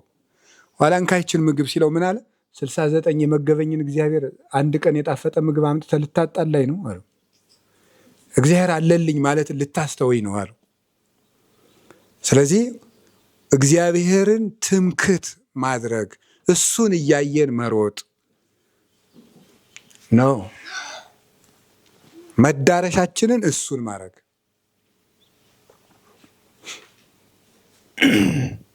አሁን ሩጫ ሲሮጥ አንድ ሰው ሩጫ ሰምታችሁ ታውቃለች? ስቴዲየም አለ። ቅዱስ ዮሐንስ አፈወርቅ የጳውሎስ ስቴዲየም ሰማይ ነው ይላል። በምድር ከሮጥክ ትጠመዳለህ ይላል። ወፍ በምድር የሚሮጥ ወፍ ቢሆን ኑሮ ጳውሎስ ይጠመድ ነበር ብሎ በሰማይ ስለሚሮጥ ግን ማንም አላጠመደውም ይላል። ስለዚህ ሰማያዊ ሆነ ከሮጥክ ማንም አያጠምድህም። ምድራዊ ሆነ የምትሮጥ ከሆነ ግን ትጠመዳለህ ነው። ሀሳብህን ሰማያዊ አድርገህ ሩጥ እና ወደ ሰማይ በሰማይ ሆነን መሮጥ መልመድ አለብን። እና አሁን ሲሮጥ መቼም ስቴዲየም ሰምታችሁትና ሰው ሲሮጥ እንዲህ የሚል ሰው አለ።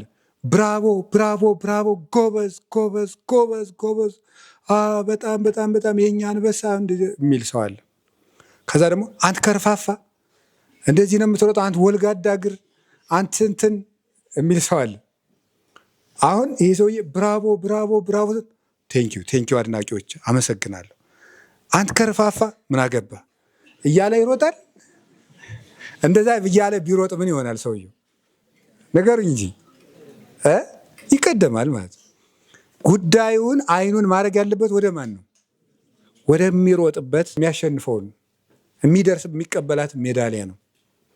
ስለዚህ ነቀፋ የማያጨማድድህ፣ ምስጋና የማያዘልልህ ሆነ ክርስቶስን እያየህ ሩጥ። መልካሙ ሩጫ ማለት እሱ ነው። ክርስቶስን እያየህ ሩጥ እንጂ ሲያመሰግኑ ሰው ሲል ተመስገን የምትል ከሆነ ከዛ ደግሞ መጥተው ደግሞ ማውርጅብኝ ከሆነ የዚህ ዓለም ሰው የዋዛ መስሎችው። አሁን አንዳንድ ሰው ምን ይላል? ያው እንግዲህ ከዛሬ ጀምሮ ስለተዋወቅን ደስ ብሎኛል፣ አብረን የምንኖረው አብረን ለመኖር መጀመሪያ እኔ የማልወዳቸውን ነገሮች ላስተዋውቅ። አንደኛ እኔ እንትን የሚያደርግ ሰው አልወድም፣ ሁለተኛ ደግሞ እንደዚህ የሚያደርግ አልወድም ሲል ከዚያ በኋላ ያ ሰውዬ በበሸቀው ቀን እነማንን ያደርጋቸዋል? እነዚህ አልወድም ያላቸውን ነገሮች ያደርጋቸዋል። ሰው ቡሩክ ነው ሰው። ስለዚህ እንደዚያ ያደርጋል። ስለዚህ ዋናው ነገር በቃ ተደራጊ አቱን ማለት አድራጊ፣ ተደራጊ፣ ተደራራጊ፣ አስደራጊ የሚባል አለ በዚህ በቅኔ ቋንቋ። ተደራጊ አቱን አንተ ዝም ብለህ ከውስጥ ወደ ውጭ ኑር ነው። ከልብህ ወደ ዓለም ኑር፣ ከዓለም ወደ ልብህ አትኑር። ሰዎች አመሰገኑም ነቀፉም ምንም አትበል። ዝም ብለህ ክርስቶስን እያየህ ሩጥ። ሊያሳስብህ የሚገባው ከክርስቶስ ጋር ያለው መስመር እንዳይበላሽ ብቻ ነው። እነዚያን መስመሮችን አስተካክል። ክርስቶስን እያዩ መሮጥ ማለት እሱ ነው።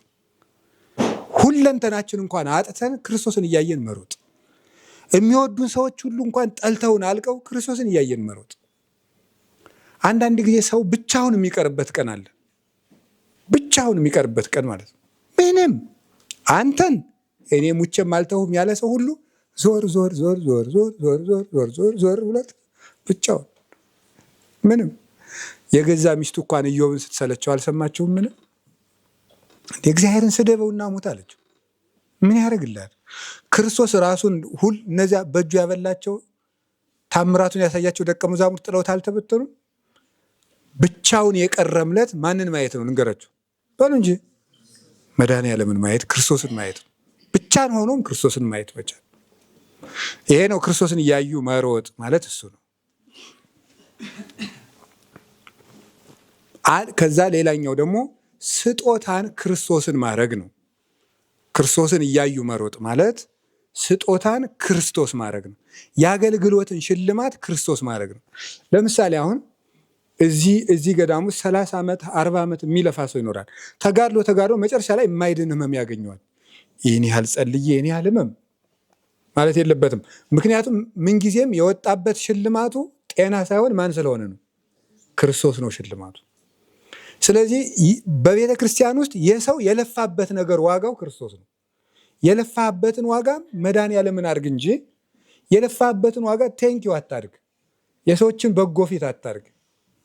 ወይም የሆኑ ስጦታዎችን አይደለም ማድረግ ያለበት። የሰው ልጅ የልፋቱን ዋጋ እግዚአብሔርን ካደረገ ሰው ምንም ይንሳው በሰላም ይኖራል። በዚህ ዓለም ከባዱ ነገር ልብን ሰላም ማድረግ ነው። ልብን ከሰው ጋር በሰላም መኖር መቼም ዋሽቶም ቀጥፎም አስመስሎም ይኖራል። ልብን ሰላም ማድረግን ዋሽቶም ቀጥፎም አስመስሎም ማድረግ አይቻልም። ልብን ሰላም ለማድረግ እግዚአብሔርን ዋጋ ማድረግ ነው። አመድ አፋሽ ሆንኩ ምናምን እያሉ እርር ላለ ማለት ዋጋውን እግዚአብሔርን ማድረግ ነው። የጳውሎስ የዚያ ሁሉ ዙረቱ ልፋት አገር አልቆ በረዶ መሃል አንገቱን አንቆት ገብቶ የሰበከው የቅዱስ ጳውሎስ ሽልማቱ ክርስቶስ ነበር እና ፊልጵስዩስ ምዕራፍ 3 ቁጥር 11 ላይ ክርስቶስን አተርፍ ዘንድ ዓለምን እንደ ጉድፍ እቆጥረዋለሁ፣ ሁሉንም እንደ ጉዳት እቆጥራለሁ ያለ ለዚህ ነው። ያተረፈው ክርስቶስ ነው። ቅዱስ ጳውሎስ ይህ ሁሉ ሩጦ ምን አተረፈ ብትሉ ክርስቶስን ያተርፋል።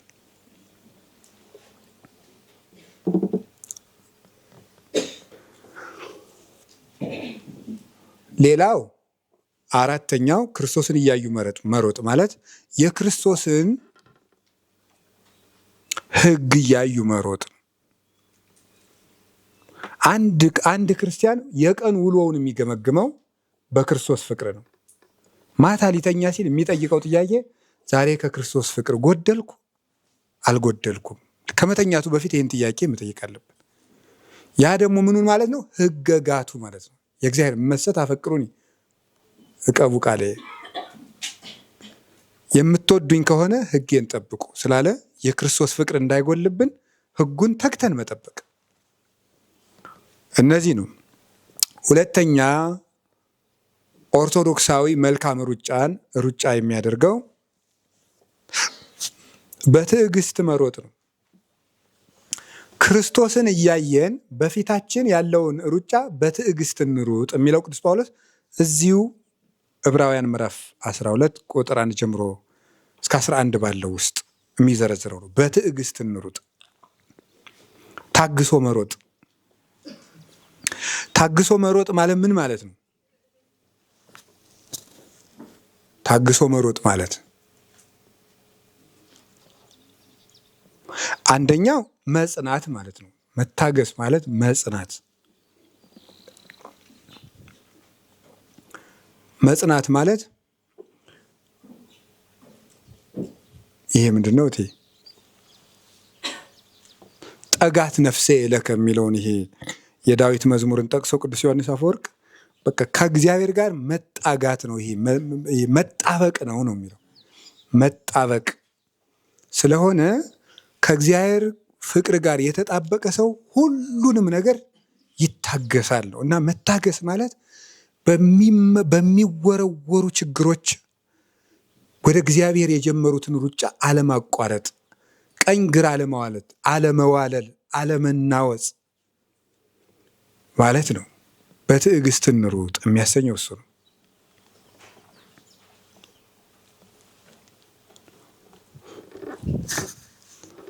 ሁለተኛው በትዕግስት መሮጥ ማለት መቆየት ማለት ነው። መቆየት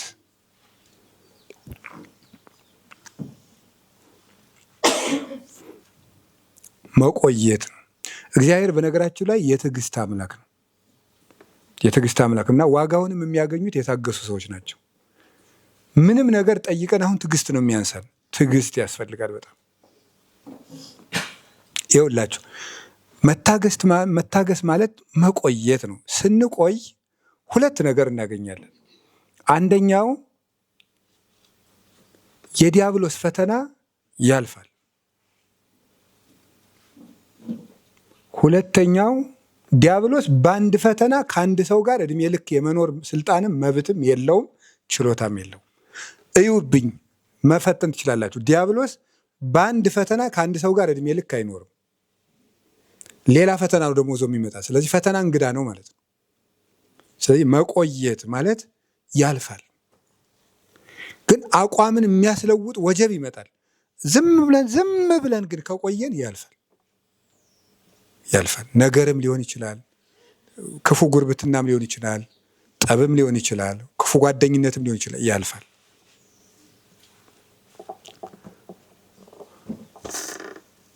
ከዛ ደግሞ እግዚአብሔርም መምጣቱ አይቀርም ነው የምንቆየው። ለዚያ ነው ጸኒሐ ጸናሕክዎ ለእግዚአብሔር፣ እግዚአብሔርን ቆይቼ ደጅ ጸናሁት። ሰምዐኒ ወተመይጠኒ ወሰምዐኒ ቃለ ስእለትየ፣ እሱም ሰማኝ ገጸ ምሕረቱንም ወደ እኔ መለሰልኝ፣ የልመናዬንም ቃል አደመጠ ይላል ቅዱስ ዳዊት መዝሙር 39 ላይ።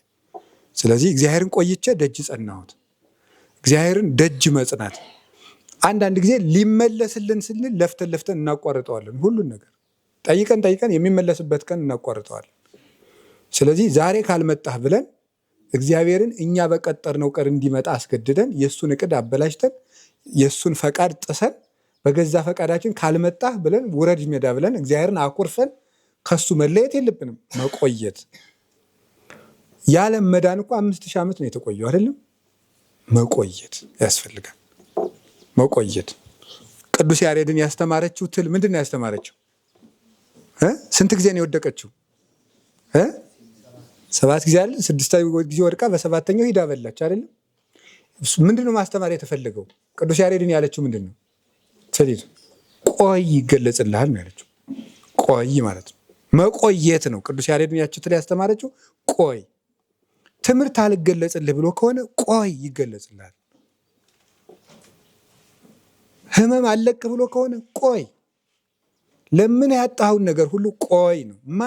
መኑ ውእቱ ዘጸውዖ ለእግዚአብሔር ወተጸመመ፣ እግዚአብሔርን ጠርቶት ያልሰማው ሰው ማን ነው ይላል መጽሐፈ ሲራክ ላይ ምዕራፍ 1 ላይ ሲናገር እግዚአብሔርን ጠርቶት ያልሰማው ሰው ማን ነው? ማንም። ችግሩ የመቆየት ጉዳይ። አብርሃም ነውን? ኢዮብ ነውን? ዘካርያስ ነውን? ዳዊት ነውን? እግዚአብሔርን ጠርቶ ያልተሰማ ሰው የለም በምድር ላይ። የችኩልነት ጉዳይ ግን ያልተሰማው ያስመስለናል።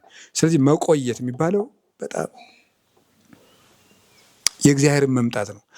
አራተኛው በትዕግስት መሮጥ ማለት ሁሉም ነገር በጊዜው ይስተካከላል ማለትን መልመድ አለብን። ሁሉም ነገር በጊዜው ይስተካከላል። ሁሉም ነገር ይገርማቸዋል። ሁሉም ነገር በጊዜው ይስተካከላል። እንዲስተካከል የምንፈልገውን ነገር እኛ ባናስተካክለው ሌላ ሰው ያስተካክለዋል። ዳዊት የተመኘውን ቤተ መቅደስ ሰሎሞን ይጨርሰዋል። በቃ ይሄ ነው ነገሩ። ሁሉም ነገር በጊዜው ይሆናል። መልካም ነገር ታስቦ አይቀርም። የጊዜ ጉዳይ። ሁሉም ነገር በጊዜው ይሆናል የሚል ሊኖረን ይገባል። ልጅ ወልዶ ልጅ ጸንሶ ዛሬ ዕለቱን ለከብት እረኝነት ድረስልኝ ቢሉት የማይሆን ነገር ነው። የማይሆን ነገር ነው። ባቄላ ዘርቶ ዛሬ እሸት ቀቅዬ መብላት እፈልጋለሁ፣ የማይሆን ነገር። በርበሬ ተክሎ ዛሬ ዕለቱን ድቁስ መብላት እፈልጋለሁ፣ የማይሆን ነገር ነው። ሁሉም በጊዜው ይሆናል። ስለዚህ የጊዜ ለጊዜ መስጠት፣ በትዕግስት እንሩጥ የሚባለው ይሄ ነው። ሰውንም ቢሆን ከጠበቅነው ይስተካከላል። ሰውም ቢሆን ከጠበቅነው ይስተካከላል። ሃይማኖት እስካለው ድረስ ሰውም ቢሆን ይስተካከላል። እንዲህ በሐምሌ ውስጥ መቼ ቀን እንደሆነ አላስታውስም፣ ግን ስንክሳር ላይ አንድ ታሪክ አለ። እየደበደቡት የሚሰብክ ሰውዬ ነበር። ስንት ጊዜ ነው የደበደቡት? ወደ 10 ጊዜ ነው። ወደ 10 ጊዜ እየሄዱ እየደበደቡት ያስተምራቸዋል። ሲጨርስ በድንጋይ ይወግሩታል። መጨረሻ ላይ ግን በትዕግስቱ ብዛት እግዚአብሔር ትዕግስቱን አይቶ ረድቶት አምነው ተጠመቁለት ይላል። ትዕግስት ካለ የማይስተካከል ነገር የለም። የጊዜ ባለቤት ሁሉን በጊዜው ይሰራዋል። ጌታ እንኳን መጥቶ ዕለቱን ኢየሩሳሌምን ክርስቲያን አላረጋትም። በሱ ጊዜ የተመለሱ አሉ፣ በሐዋርያት የተመለሱ አሉ፣ በሊቃውንት የተመለሱ አሉ። አምላክ እንኳን መጥቶ ሁሉ ነገር በአንድ ጊዜ አልተስተካከለም። የሚስተካከለውን አስተካክሎ ለሚያስተካክሉ ሰጥቶ ነው ሄደው። ሁሉንም ለጊዜ መተው ጥሩ ነው። ጊዜ መልካም ነው። ኩሉ ሰናይ ዘገብረ እግዚአብሔር በጊዜሁ። መጽሐፈ መክብብ ምዕራፍ 3 ቁጥር 11 ላይ እግዚአብሔር ሁሉንም በጊዜው ውብ አድርጎ ሰራው ይላል። ሁሉንም በጊዜው ውብ አድርጎ ሰራው። እግዚአብሔር ሁሉንም መልካም ያደርገዋል። በትዕግስት መሮጥ ማለት ይሄ ነው። ሌላኛው እየወደቁ እየተነሱ መሮጥ መልመድ ነው። እየወደቁ እየተነሱ መሮጥ መልመድ።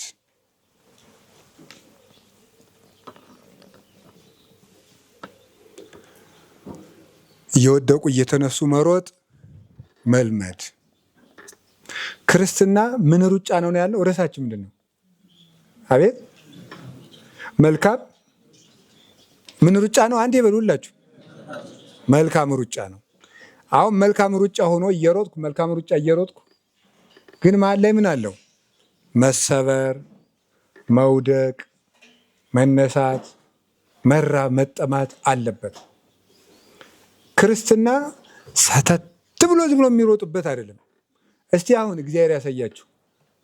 ቅዱስ ጳውሎስ እንዴት ያለውን ሩጫ ያለው ነው ያለ? መልካሙን በሉ እንጂ።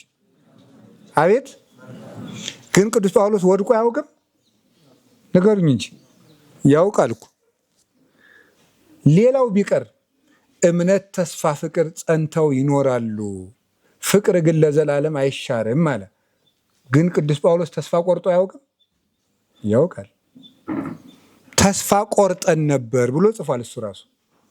ተስፋ ቆርጠን ነበር ብሎ አንደኛ ጢሞቴዎስ ምዕራፍ 2 ሁለተኛ ቆሮንቶስ ምዕራፍ 1 ላይ እስከ ቀበጽናህ ለሕይወት እንኖራለን ማለትን ተስፋ ቆርጠን ነበር፣ እግዚአብሔር ግን ይህን ከሚያህል ሞት አዳነን ብሏል። ጳውሎስ እንኳን የደከመው ቀን ነበር ማለት ነው። ቅዱስ ጳውሎስ እንኳን። ቅዱስ ጴጥሮስ አልወደቀም ነበር? ንገሩኝ እንጂ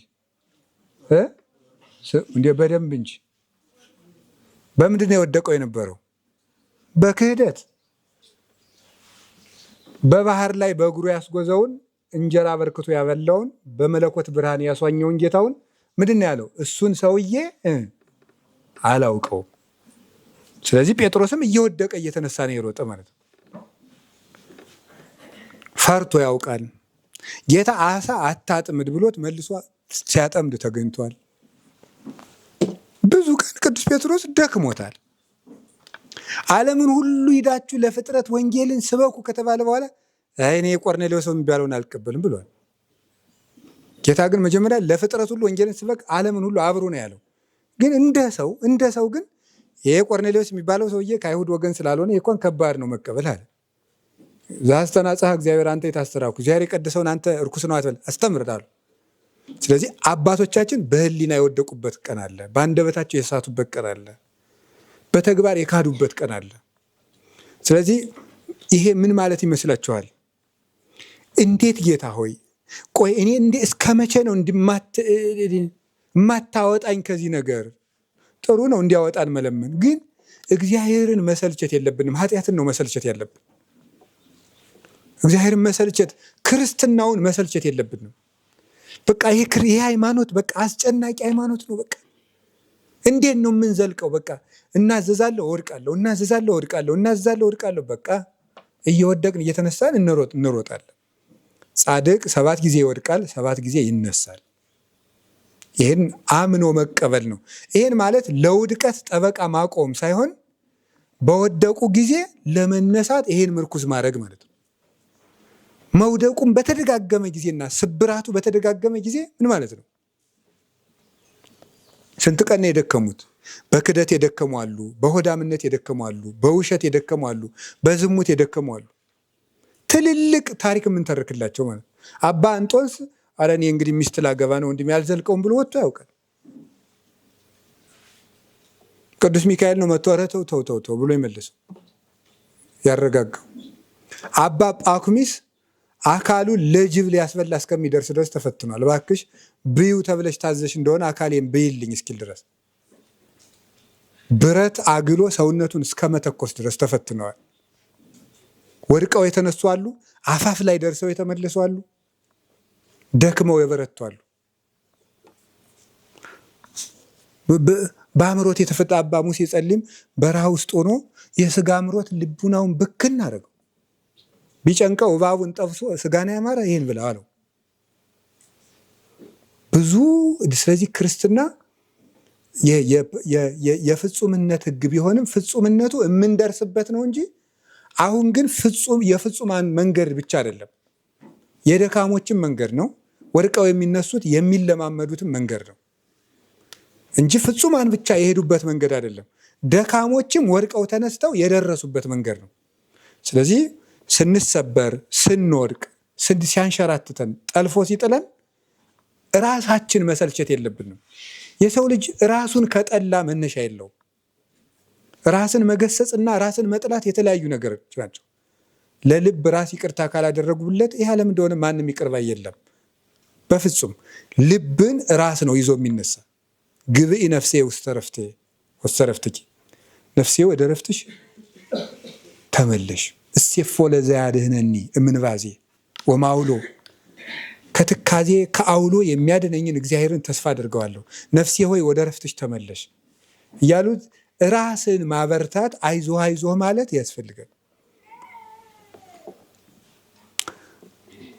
ቦንሳ ዘይከውን ምነ ሰይጣን፣ ከሰይጣን የሚሆን ጸጸት አለ ይላል ቅዱስ ጳውሎስ። ራስን መጥላት ሰይጣናዊ ጸጸት ነው። ራስን መጥላት ሰይጣናዊ ንስሐም አለ፣ ከእግዚአብሔር የሚያደርግ ንስሐም አለ። ከእግዚአብሔር የሚያደርግ ንስሐ ኃጢአትን ጠልቶ አላበጀሁም፣ ጌታዬ አንተ ባሪያህ በአምሳልህ ፈጥረህልኝ ለእኔ ብለህ ሙተህልኝ ይህን ሁሉ አድርገህልኝ፣ እኔ ግን ሁልጊዜ እክድሃለሁ፣ ሁልጊዜ ጎድዬ እገኛለሁ ብሎ የፍቅር ለቅሶ ማልቀስ እንጂ እኔ በቃ ማረባ ሰው ነኝ፣ እኔ እንግዲህ በቃ ምን ክፉ ነኝ ቢሉት ሰይጣን የማይገባ ጸጸትን አምጥቶ ምንድን ነው እግዚአብሔር የሚለው አይደል? በበረሃ ውሃን የማፈልቅ በምድረ በዳ ምንጭን የምሰጥ አምላክ ነኝ ይላል። ይህ ማለት ምን ማለት ነው? በበረሃና በምድረ በዳ ምንጭን የማፈልቅ አምላክ ነኝ ማለት ፈጽሞ የኃጢአት በረሃ በሆነ ሰውነት ውስጥ ጸጋን የማስገኘት ኃይል ያለኝ አምላክ ነኝ ማለት ነው። ኢሳይያስ ላይ ነው ይህን የሚናገረው። እግዚአብሔር የኃጢአት በረሃ የበላው ሰውነት ውስጥ የጸጋ ምንጭን ያፈልቃል። ቅዱስ ጳውሎስ እንዲያ ሰው ነበር። ቅዱስ ጴጥሮስ እንዲያ ነው። ከክደት የበለጠ አለ? የለም። እግዚአብሔር ግን እነዚህን ሁለት በረሃ የነበሩ አባቶቻችን የጸጋ ምንጭ አድርጋቸው። ቅዱስ ጳውሎስ እኮ ራሱ ጸጋ እስኪመስል ድረስ የደረሰ ነው። ግን ይህን ያደረገው ምንድን ነው? ዝኳ ዘትካት ይሰድድ ወይዜ የሚሄር፣ ትናንት የሚያሰድደው ይሄ አልነበረም፣ ዛሬ ያስተምራል አሉ። ወይስ የብህወ ብዙሃን ለእግዚአብሔር በእንቲአየ፣ ብዙ ሰዎች ዛሬ ስለ እኔ እግዚአብሔርን ያመሰግኑታል ይላል ቅዱስ ጳውሎስ። አንደኛው ይሄንን ወንበዴ መልሰ ያሳረፍከን ብለው፣ ሁለተኛ እንዲህ ያለ የጽድቅ አበጋዝ ያስነሳህልን ብለው እግዚአብሔርን ሰዎች በእኔ ምክንያት ያመሰግኑታል ይላል። እግዚአብሔርን አሰዳቢ የነበረ ሰው እግዚአብሔርን አስመስጋይ ሊሆን ይችላል ተመልሶ በእግዚአብሔር ቸርነት። ስለዚህ መሮጥ ያለብን እየወደቅን እየተነሳን ነው እንጂ ቀኝ ግራ የለም። ቀጥ ብለህ ትሄዳለህ። ከወደቅ የራስ ጉዳይ የሚባል ሩጫ በክርስትና የለም። ትዕቢት ነው ራሱ እንደዚህ ማለት። ስለዚህ ስንወድቅ እግዚአብሔርን ይቅርታ ጠይቀን በኃጢአታችን አላበጀውም ብለን ገስጸን ለራሳችንም አይዞ ትደርሳለህ ብሎ አንድ ጸሐፊ እንዲያውም የጻፈው ጽሑፍ የገረመኝ እንግዳን የምትንከባከበውን ያህል ራስህን ተንከባከብ ብሎ ጽፎ ገርሞኛል። ገብቷቸዋል። እንግዳን ይሄ የሳይኮሎጂ የራስ ወዳድነት ትምህርት ነው፣ ግድ የለም። እኔ ግን በበጎ ወስጀው ሰው አሁን ለምሳሌ ልንገራቸው አንድ ጥያቄ። አንድ ሰው ሰርቄ ዋሽቼ ቀጥፌ እንዲህ አድርጌ ቢላችሁ ምንድን ነው የምትሉት? እኔ ማረባ ሰው ነኝ ሲላችሁ ምንድን ነው የሚላችሁ? የምትሉት ምንድን ነው? አይዞ እንዴ እግዚአብሔር እኮ ማሪ፣ እግዚአብሔር ኃጢአትን እንጂ ኃጢአተኛን እኮ አይጠላም ትላላችሁ። የሚገርመው ግን እንደዚያ በሆን ቀን እኛን እንደዚህ አድርገን ማጽናናት አንችልም። ገርማችሁ ለሰው የምናጽናናበትን ነገር እኛ በተሰበርን ጊዜ አንጠቀመውም። ስለዚህ ለጽድቅ መጠቀም አለብን። አይዞ ራስን እኮ ነው፣ አይዞ ትደርሳለህ፣ ወንበዴው ድኗል፣ አይዞ በርታ ብሎ ራስን ማበርታት ይገባል። የሚያጽናናን አባት ብናጣ ዲያብሎስ ሊበላን ነው ቆርጥሞ።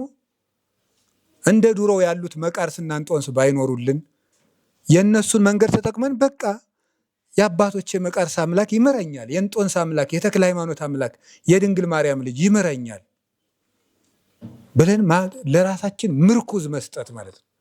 ይሄ ማለት ራስን መሸንገል፣ አይዞ አላጠፋህም ሰው ስለሆንክ ነው ብሎ መሸንገል አይደለም።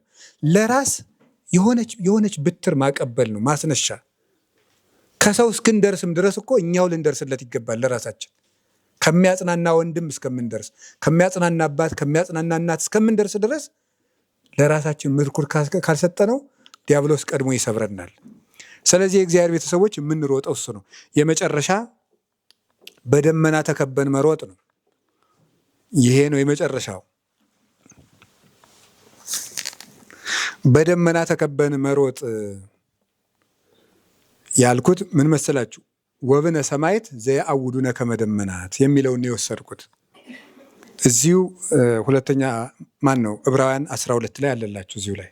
ወይም አንዳንድ ጊዜ ዕብራውያን 12 ከቁጥር 1 በታች ያመጣዋል። አንዳንድ ጊዜ ደግሞ ዕብራውያን ምዕራፍ 11 መጨረሻው ቁጥር ላይ ያስቀምጠዋል። እንደ ደመና የሚከቡን ምስክሮች አሉን ይላል። እንደ ደመና የሚከቡን ምስክሮች አሉን። እንደ ደመና የሚከቡን ምስክሮች አሉን። ይሄ ቅዱሳን ናቸው። ዘርዝሮ እነ ጌዴዎን፣ እነ ዮፍታሔ፣ እነ ባርቅ እነዚህ ሁሉ ዘረዘረና በሙሉ ቅዱሳንን ዘረዘረና እነ ኖህን፣ እነ አብርሃምን፣ እነ ይስሐቅን፣ እነ ያዕቆብን፣ እነ አቤልን፣ እነ ሄኖክን ዘርዝሮ ከዚያ እንደ ደመና የሚከቡን ምስክሮች አሉን ይላል። እንደ ደመና የሚከቡን የሚለው ሲተረጎም አንደኛ ቅዱሳንን እያዩ መሮጥ ነው። ገድላቸውን ማንበብ፣ ታሪካቸውን ማንበብ፣ እነሱን እያነበቡ መሮጥ ያጽናናል፣ ያበረታል። ምክንያቱ ከክርስቶስ ቀጥሎ የሮጡ እነሱ ናቸው። እሱን እያዩ የሮጡ መንገዱን የሚያውቁትን እነሱ ናቸው። ስለዚህ መንገድ የሚያውቁ ሰዎች በሮጡበት መንገድ መሮጥ ካሰቡት ያደርሳል ማለት ነው። ስለዚህ ቅዱስ ጳውሎስ ምን አለ? እኔ ክርስቶስን እንደምመስል እናንተም እኔን ምሰሉ አለ። ይሄ ማለት ጳውሎስን እያዩ ወደ ክርስቶስ መሮጥ ማለት ነው። የቅዱሳን ገድል የሩጫ ምልክታችን ነው ማለት ነው። አንዳንድ ጊዜ መንገድ እንዳንሳሳት በቀኝ በግራ ጫካ ውስጥ ይተከላል። የሆኑ ምልክቶች፣ የተላጡ እንጨቶች እንደዚህ ይተከላሉ። የሩጫችን ምልክቶች ናቸው። ጻድቃን፣ ሰማዕታት ገድላቸውን በወር እንድናነብ የተደረገው በቤተ ክርስቲያን መታሰቢያ የተሰጣቸው ቅዱስ ቂርቆስ፣ ቅዱስ ያሬድ፣ አቡነ ተክለ ሃይማኖት፣ አቡነ ገብረ መንፈስ ቅዱስ፣ አቡነ ሳሙኤል ጻድቃን በሙሉ ሰማዕታት በቤተ ክርስቲያን የሚታሰቡበት ምክንያት ቅዱሳንን ለማምለክ ሳይሆን ክርስቶስን ለምንከተልበት መንገድ ቅርብ እግዚአብሔር ብቻ ክርስቶስ ብቻ ብናስብስ ምን እንሆናለን? ምንም አንሆንም። ግን እሱ አንዳንድ ጊዜ ሰይጣን ምን ሊለን ይችላል? እሱ እኮ አምላክ ነው፣ ይህን ሁሉ ቢያሸንፍ አይደንቅም፣ ምንም ሰው ቢሆን ሊያስብለን ይችላል። ከዚያ የእሱን ባሪያዎች ስናይ ግን የበለጠ ቅርብ ይሆናሉ። ደግሞ እነሱስ እንደኛ ምንድን ነው ያለው? ስለዚህ ያዕቆብ ክርስቶስ ዘከማነ ሰብእ ነው ያለው ወይስ ኤልያስ ዘከማነ ሰብእ ነው ያለው? ኤልያስ ዘከማነ ሰብእ። ስለዚህ ሰው የበለጠ ቅርብ ይሆናል ማለት ለኛ። እንደኛ የሚርበው፣ እንደኛ የሚጠባው፣ እንደኛ ስሜት ያለው፣ እንደኛ የሚናደድ፣ እንደኛ የሚያንቀላፋ፣ እንደኛ የሚፈተን ያለ ሰው ግን ፍጹም ሆኖ ስናየው እንደገና ደግሞ ትልቅ አድርገን የምንተርክለት ጻድቅ፣ ነቢይ፣ ሰማዕት፣ ሐዋርያ ደግሞ ደክሞት ምስኪን ሆኖ ስናየው ደግሞ ታዲያ አባቶቻችን ከደከሙ እኔ ብደክም ምን አለ እበረታለሁ እግዚአብሔር አበረታኝ እንድንል ተስፋ እንዳንቆርጥ ይረዱናል። ትዕቢት ሲኖረን ደግሞ እነሱን ጽድቃቸውን ሳይተን እኛ ምንም እንዳልሰራን ስናይ ደግሞ ትዕቢት ይለቀናል። ስለዚህ ቅዱሳንን እያዩ መሮጥ ነው። ሌላኛው ግን ተከቦ መሮጥ ማለት ብቻችን አይደለንም ማለት ነው። ቅዱሳን ከበውን ነው የምንሮጠው። በጸሎት ነው የሚከቡን።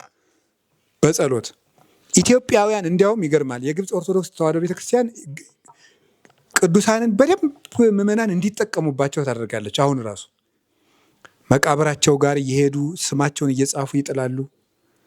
አሁን ብፁዕ ቅዱስ አቡነ ሽኖዳ መቃብር ላይ እንኳን ስንት ወረቀት ነው ተከምሮ ያየሁት። ሰው ወረቀት እየጻፈ ቅዱስ አባታችን ያስቡን እያለ ይጥላል። ኢትዮጵያ ውስጥ ጻድቃን ሞልተውናል፣ ግን አንጠቀምባቸው። ቅዱሳን እኛን ከበው ሊንከባከቡ ክርስቶስ ያዘዘልን መድኃኒት አዋቂዎች ናቸው። የእሱን ድነት ተሸክመው የሚዞሩ ድነት ተሸካሚዎች ናቸው። ተንከባካቢዎች ናቸው። ቁስል ይዞ ተፈንክቶ የወደቀው የዚህ ምስኪን ሉቃስ 10 ያለው የዚህ ህመምተኛ ዘይት አፍሳሾች ናቸው። ከደጉ ሳምራዊ ተቀብለው አስታማሚዎች፣ ቁስል አጣ ፈዋሾቻችን ናቸው። እነማን? ቅዱሳን አባቶቻችን። ደመና ያላቸው ለምንድን ነው ይመስላችኋል? አንደኛ ዝናብ ተሸክመው ይመጣሉ። ክርስቶስን ይዘው ነው የሚመጡት። ምሕረት ይዘውልን ይመጣሉ የሚያስቀስፍ ኃጢአት ቢኖረን። ሁለተኛ ደግሞ ደመና ፀሐዩን ራሱ ይመታና ከታች ላሉት ጥላ ይሰጣል። አይደለም ንሕነ ነሐምም ከመ አንትሙ ትትፈስሑ ይላል ቅዱስ ጳውሎስ ሁለተኛ ቆሮንቶስ ምዕራፍ 3 ላይ ሲናገር እናንተን ደስ እንዲላችሁ እኛ እንጨነቃለን ይላል። ንሕነ ነሐምም ከመ አንትሙ ትትፈስሑ፣ እናንተን ደስ እንዲላችሁ እኛ እንጨነቃለን። ደመናው ፀሐዩን እንዲመታና ታች ላሉት ግን ጥላ ይሰጣል። አባቶቻችን ቅዱስ ቂርቆስ ብለን ስንጠራ እሱ ስለቱን ተቀብሎ ሰይፉን ተቀብሎ በበርሚል መቀቀሉን ተቀብሎ በጉጠት ዓይን መውጣቱን ሆድ መሰንጠቁን ተቀብሎ ነው ለእኛ ምሕረት የሚያሰጠን። እኛን ከበው ይኖራሉ። ደግሞ ይሄ ረድኤታቸው ብዙ ስለሆነ ነው የሚከቡን ያላቸው። ረድኤታቸው በጣም ብዙ ነው። የከበበ ሰው ዙሪያውን ነው የሚጠብቅ አይደል? የመክበብ ዙሪያውን ነው። ፊት የቆመ ቢል ግን አንድ ቦታ ላይ የቆመ ይሆናል። መክበብ ያለው ግን አንድ ቅዱስ ነጠላ ጸጋ አይደለም ያለው፣ በጣም በብዙ መንገድ የሚረዳበትን ጸጋ ነው እግዚአብሔር የሚሰጠው። አሁን ቅዱስ ጳውሎስ ስንት ጸጋ ነው ያለው እና ቅዱስ ዮሐንስ አፈወርቅ ለዚህ ነው ምሉዐ ጸጋ ጳውሎስ የሚለው፣ ከድንግል ማርያም ቀጥሎ ጸጋን የተመላው ጳውሎስ የሚለው ለዚህ ነው። ሁሉንም አይነት መድኃኒት ለሁሉም አይነት በሽተኛ የሚያውቅ ሐኪም ይለዋል ደግሞ። ስለዚህ ምንድነው የከበቡን በአንድ ሰማዕት ሁሉን ጸጋ እንዲሰጥ እግዚአብሔር ያሳድርበታል። ስንሮጥ ብቻችን አይደለንም። ተክለ ሃይማኖት ድረሱልን ብንል፣ ገብረ መንፈስ ቅዱስ ድረሱልን ብንል፣ ጴጥሮስ ጳውሎስ ድረሱልን ብንል፣ ሰማዕቱ ቅዱስ ቂርቆስ ድረስልን፣ ቅዱስ ያሬድ ድረስልን፣ ኢየሉጣ ድረስልን፣ ክርስቶስ ሰምራ ብንል እነዚህ ሁሉ ረዳቶቹ ነው፣ ከበውን ነው የሚኖሩት። ስለዚህ ሩጫው በብዙ ረዳት የታገዘ ነው። እንዘልቀዋለን። ብዙ ረዳቶች፣ ብዙ ምርኩዝ ሰጮች፣ ብዙ እጅ ስበው የሚሮጡ ኃያላን የማይሸነፉ የማይደክም ክንፍ ደክመኑ ክንፍከ ገብረ መንፈስ ቅዱስ ኪሩብ ነው ያለው አይደለ? የመልክአ ገብረ መንፈስ ቅዱስ ደራሲው። እንደው በዚህ አይነት መከራ ውስጥ እጹብ በሆነ መከራ ስጨነቅ ኪሩብ መልአክን የምትመስል ገብረ መንፈስ ቅዱስ እኔን የምትረዳበት ክንፍህ ደከመ፣ ታጠፈ፣ ዛለብህን ነው ያለው መልክአ ገብረ መንፈስ ቅዱስን የደረሰው። ስለዚህ ፈጥነው የሚደርሱበት የረድኤት ክንፍ ያላቸው ፈጣን ቅዱሳን አባቶቻችን፣ ቅዱሳን መላእክት። ለዚህ ነው አረጋዊ መንፈሳዊ ከሚያስጨንቁህን አጋንንትን ትተህ ሊረዱህ የሚፋጠኑ መላእክትን አስብ የሚለው። አንተን ለመርዳት እንደ ውሃ ጥም የሚቸኩሉ ቅዱሳን አሉ። እነሱን አስብ። የሚያሰቃይህን ጋኔን እያሰብክ እንዲሁ እስከ መቼ ነው የምዘልቀው አትበል። የከበቡ መላእክት አሉ። የታየን መልአክ እግዚአብሔር አውዶሙ ለእለ ይፈርህዎ ወያድኅኖሙ አይደል ያለ። የእግዚአብሔር መልአክ በሚፈሩት ሰዎች ዙሪያ ከቦ ይኖራል ማለት የሚረዳበት ጸጋው እጅግ ብዙ ነው እና የያዕቆብ መሰላልን ሲተረጉሙ አባቶቻችን መሰላሉ የእግዚአብሔር ረድኤት ነው ይሉና በመሰላሉ ላይ ያለው እርከኑ ብዙ ነው። እንግዲህ የመሰላሉ ቋሚ 2 ነው። እርከኑ ግን ምንድን ነው? በጣም ብዙ ነው እና እግዚአብሔር እናንተን የምረዳበት ብዙ ነው ሲል ነው ብለው አንድምታ ተርጓሚ ሊቃውንት ተርጉሞታል። በብዙ ጎዳና እረዳችኋለሁ ሲል ነው። መከራው ብዙ ቢሆን ግን እግዚአብሔር መርጃው ብዙ ነው። ሰይጣን መንገድ የሚዘጋበት መንገድ ከበዛው ይልቅ ሀባህለወት በዚህ ኃጢአት በየተበጸጋ እግዚአብሔር በአጭር ቃል እኮ ይሄ ቃል ሲተረጎም የዲያብሎስ ፈተናው ከበዛበትና በዚህ ዓለም ከበዛው ግፍ ይልቅ የእግዚአብሔር ምሕረት የበዛ ነው። የእግዚአብሔር ጸጋ የበዛ ነው። ስለዚህ በእነዚህ ደመናዎች ተከበን በጥበቃቸው ተጋርደን ፈጥነው እየረዱን ለተቃጠለው ነፍሳችን የምሕረት ዝናብ ከእግዚአብሔር እየተቀበሉ እያመጡ የምሕረት ጠል ክርስቶስን ይዘው እየመጡ የነፍሳችን ጥም እንዲቆረጥ የሚፋጠኑ ብዙ ቅዱሳን ደመናዎች አሉ። እንዲያውም የሚያንዣብበውን ደመና ስናይ እነዚህን ቅዱሳን እንድናስብ ያስፈልጋል። መልካሙን ሩጫ በእነዚህ ቅዱሳን ተከበን ሩጠን ከክርስቶስ ፊት ለመድረስ ያብቃን። ወስብሐት ለእግዚአብሔር። ይቆየን።